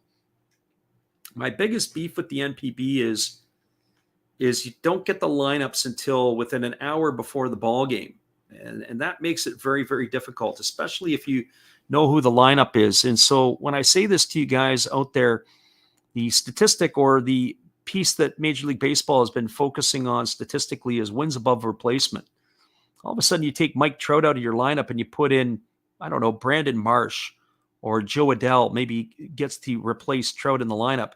That's a big drop-off. It can really potentially take it away from you over the course of the game. And so here comes Waguespack into the ballgame, as we said. I'm going to continue that thought in just a moment. The first pitch is a fastball taken for a called strike, and the count is 0-1 to Kawase. Kawase came in to replace Kenta Imamiya back in the 6th inning. He had a base hit single his last time up. There's a fastball that misses down, and the count is 1-1. Waguespack is 2-6 on the year. He's got 4 saves. He's worked 68 2/3 innings, allowing 62 hits, 26 walks, and striking out 77. His ERA is at 3.15. There's wholesale changes defensively for the Buffaloes. We're not going to get those to you now. We'll have to get them to you maybe potentially never, but who knows? So 2 balls and 1 strike to Kawase. As I say, when the lineups don't come out till an hour before the game, it makes it very difficult to be able to give some deeper analysis. There's a fastball that misses outside, and the count is 3-1. With Major League Baseball, you'll sometimes, if you're working the lineups, you'll see 3 hours before the game, you'll get a message and it'll be the lineup is in. Now, that's not maybe necessarily always the lineup that starts the game, and there's a fastball that's taken for a called strike, and the count is now 3-2 to Kawase. Because sometimes a guy might pick up an injury or a knock just beforehand. I've seen that a few times where the lineup is out there and then a guy's a late scratch because maybe he's got an upset stomach, or maybe he tweaked the fingernail, or maybe he was in the cage and ended up straining his back. It takes a guy out of the lineup. But ultimately, the lineups, when they're rolled out, you can look at it and say, boy, I don't know if this team's going to be able to hit tonight. There's a fastball swung on and fouled away, and the count remains at 3-2. I've seen sometimes on getaway days where in the major leagues, there'll be a big arm that's going to be going, maybe like a Garrett Cole, and then they don't roll out their A lineup against them. They give a lot of guys the day off. So not only is Garrett Cole going to be a tough pitcher to face, but he's also getting a B lineup. There's a fastball that swung on and fouled away, and the count remains at 3-2 to Kawase.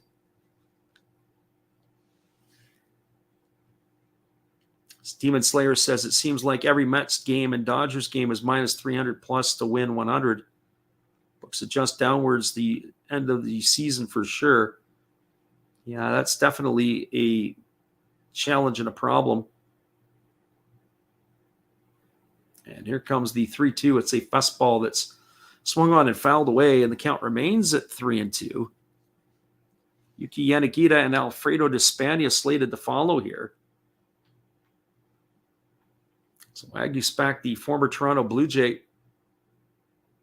Watch him when he pitches. He's all arms and legs. This is going to be the 9th pitch of the at-bat now coming up to Kawase. And here comes the 3-2 offering as Waguespack rocks into the motion and delivers. Another fastball swung on and another one fouled away, and the count remains at 3-2. We're talking about obviously the idea doing that, and that makes it tough when you have to make the picks and then you don't know you're making the picks not knowing the lineup, just these starting pitchers, and you're kind of doing it a little bit wildly. I think that you would have more information to make better and wise decisions once you know that starting lineup. There's a fastball swung on and fouled away. The battle is going to continue here.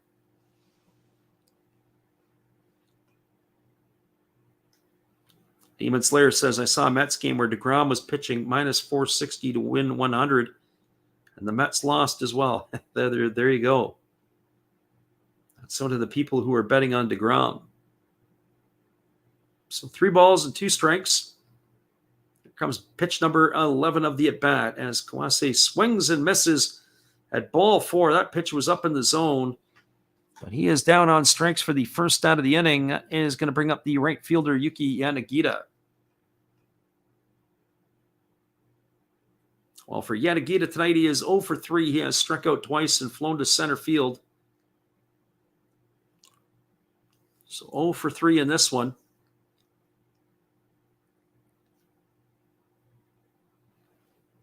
Back to what Josh S. was saying there. He says about the spreads are hard in baseball. And that is exactly it. But I will say this, though, is even though it happens later in the season, I'm also curiously watching this year where you are not getting the call-ups. There's only 2 players can get called up as the fastball misses down for ball 1 to Yanagita. So 1 ball and no strikes. And here's the 1-0 offering from Waguespack. It's another fastball that misses down. It's now 2-0. And the reason I say I find that interesting is because in years past, in the month of September, when you had the roster expansions, you could bring 5, 6, 7, anybody up on the 40-man roster. And so, of course, some of the teams are auditioning their players, giving extra guys a look, and so on and so forth, where, as this year, it's not quite the case. And there's a fastball swung on its grounded foul down the first base line, and the count is now 2-1 to Yanagita. But what I do notice is that the players that are in the lineups, some of the players, seems to be a lot more, I guess I would say it, a lot more players have been released, a lot more transactions have taken place in Major League Baseball. I see Randy Dobnak got designated for assignment by the Minnesota Twins a day or 2 ago, and he was one of their starters last couple of years. There's a fastball that's taken for a called strike. The count's 2-2. So to give a younger player an opportunity in a call-up, they'll be DFAing some of those fringe veteran type of players.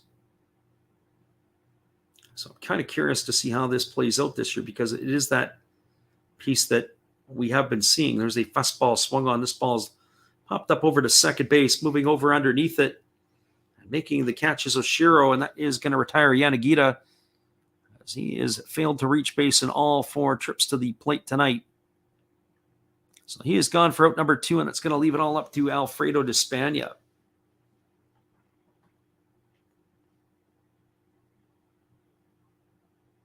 So Despaigne steps to the dish. And he is 0 for 2 tonight. He has struck out twice, and on the in-between, he drew a base on balls.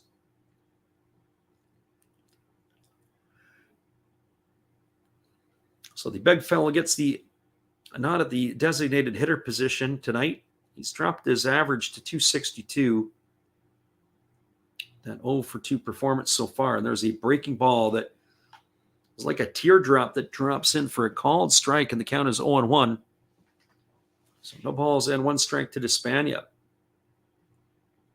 The Buffaloes, if they can hold on and win tonight, they'll move back to within a game of the Hawks for first place in the Pacific League. So here comes the 0-1 from Waguespack. He kicks and delivers. It's a breaking ball that misses down and away, and the count is 1-1. I have to say, watching Waguespack pitch, I don't know if he has the command of his pitches, certainly right now in this one. Just as a reminder, we are going to be wrapping it up after this ball game tonight. We'll take a look at the out-of-town scoreboard. All the other games are late, including the 1 late start with the Swallows and the Tigers going off at 5 a.m. Eastern or 2 a.m. Pacific. I can guarantee you this, we are not going to stay around for that one.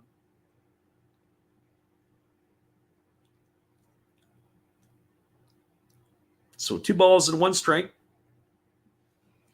As Despania here is waiting on the offering from Wagyu Spac.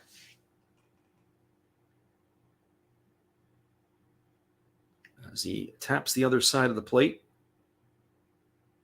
And here's the pitch. It is a fastball that is a check swing. Fouled off right at home plate. And now the Hawks are down to their final strike. I was thinking about stats, and again, as we were talking about certain things, I'd be curious to know how many times teams have been shut out in the NPB. I heard the Detroit Tigers were shut out for, I think it was the 21st or second time earlier this week. Those are all interesting pieces to know. There's a fastball swung on and missed. And Despania is down on strikes for out number 3 here in the 9th inning, and that is going to do it for the Hawks in their half of the 9th. There was no runs, no hits, no errors, and nobody left the board. Your final score is the Orix Buffaloes 2 and the Fukuoka SoftBank Hawks no score. Stick around, everybody. We'll be back to wrap this one up and give you all the reports from the out-of-town scoreboards. We'll be right back after this in just a couple moments and chat it up with our chat.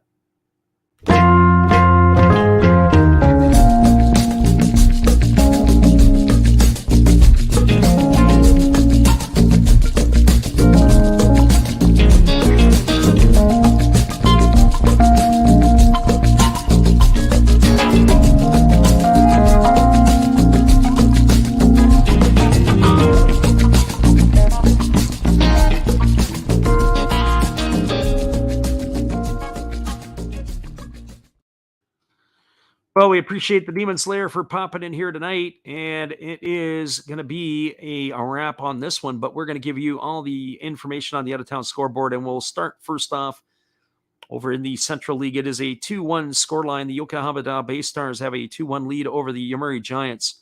2-9-1 for the Bay Stars, 1-7-2 for the Giants. The game's in the top of the 9th inning. The Bay Stars have 1 on and 2 out as they are hitting in their top of the inning. The Chinichi Dragons and Hiroshima Toyo Carp were rained out tonight. The game was postponed. And the other game is the Swallows and the Tigers. That goes at 5 a.m. Eastern or 2 a.m. Pacific, less than an hour's time. In the Pacific League, the Tohoku Rakuten Golden Eagles are holding on to a 4-3 lead. That's in the top of the 9th inning. They're batting with nobody out, as it is the heart of the batting order coming up with Shimouchi and Tatsumi to bat there. In the bottom of the 8th inning, the Hokkaido Nippon Ham Fighters have broken up the tie game against the Chibalote Marines. That game was locked at 3s, and the Fighters have scored a run, and they are still threatening as they have loaded the bases. Chusei Minami is batting, as it is 3 balls and 1 strike to him with 2 gone in the bottom of the 8th. And, of course, now your final score here. The Orix Buffaloes knocked off the Fukuoka SoftBank Hawks 2-0.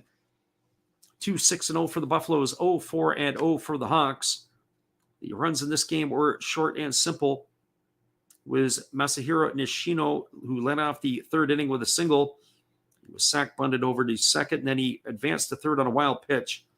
After Tori Fushimi struck out looking, Shuhei Fukuda singled home the run to put the Buffaloes up 1-0. Well, in the 4th inning, they went back at it again. It was with 1 out, it was a walk to Kai Nakagawa. Then Masataki Yoshida singled, and that brought Nakagawa all the way over to 3rd. And then Yumatagu stepped up and hit a sacrifice fly to center field. That scored Nakagawa, and those were your 2 runs of the game. Again, your final score, the Orix Buffaloes 2 and the Fukuoka SoftBank Hawks 0. We do appreciate everybody who popped in to listen tonight. We thank you guys for your support of our channel. We'll be back on, as a reminder, again tomorrow, as we are going to be doing the Tohoku Rakuten Golden Eagles and the Saitama Sea Blue Lions. Hopefully you guys can join us again. That's going to be a 10 p.m. first pitch on the Pacific Coast, or 1 a.m. Eastern. So hopefully you guys will be able to join us again tomorrow. Once again, your final score, the Buffaloes 2 and the Hawks 0. Appreciate you guys once again for being here. Have a great night, everybody. We'll see you tomorrow.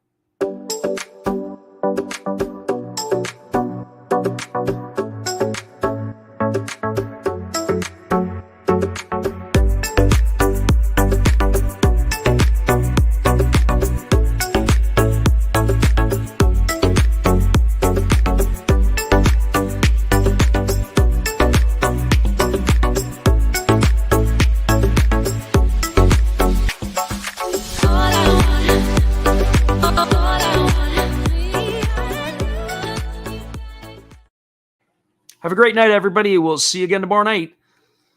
Have a great day.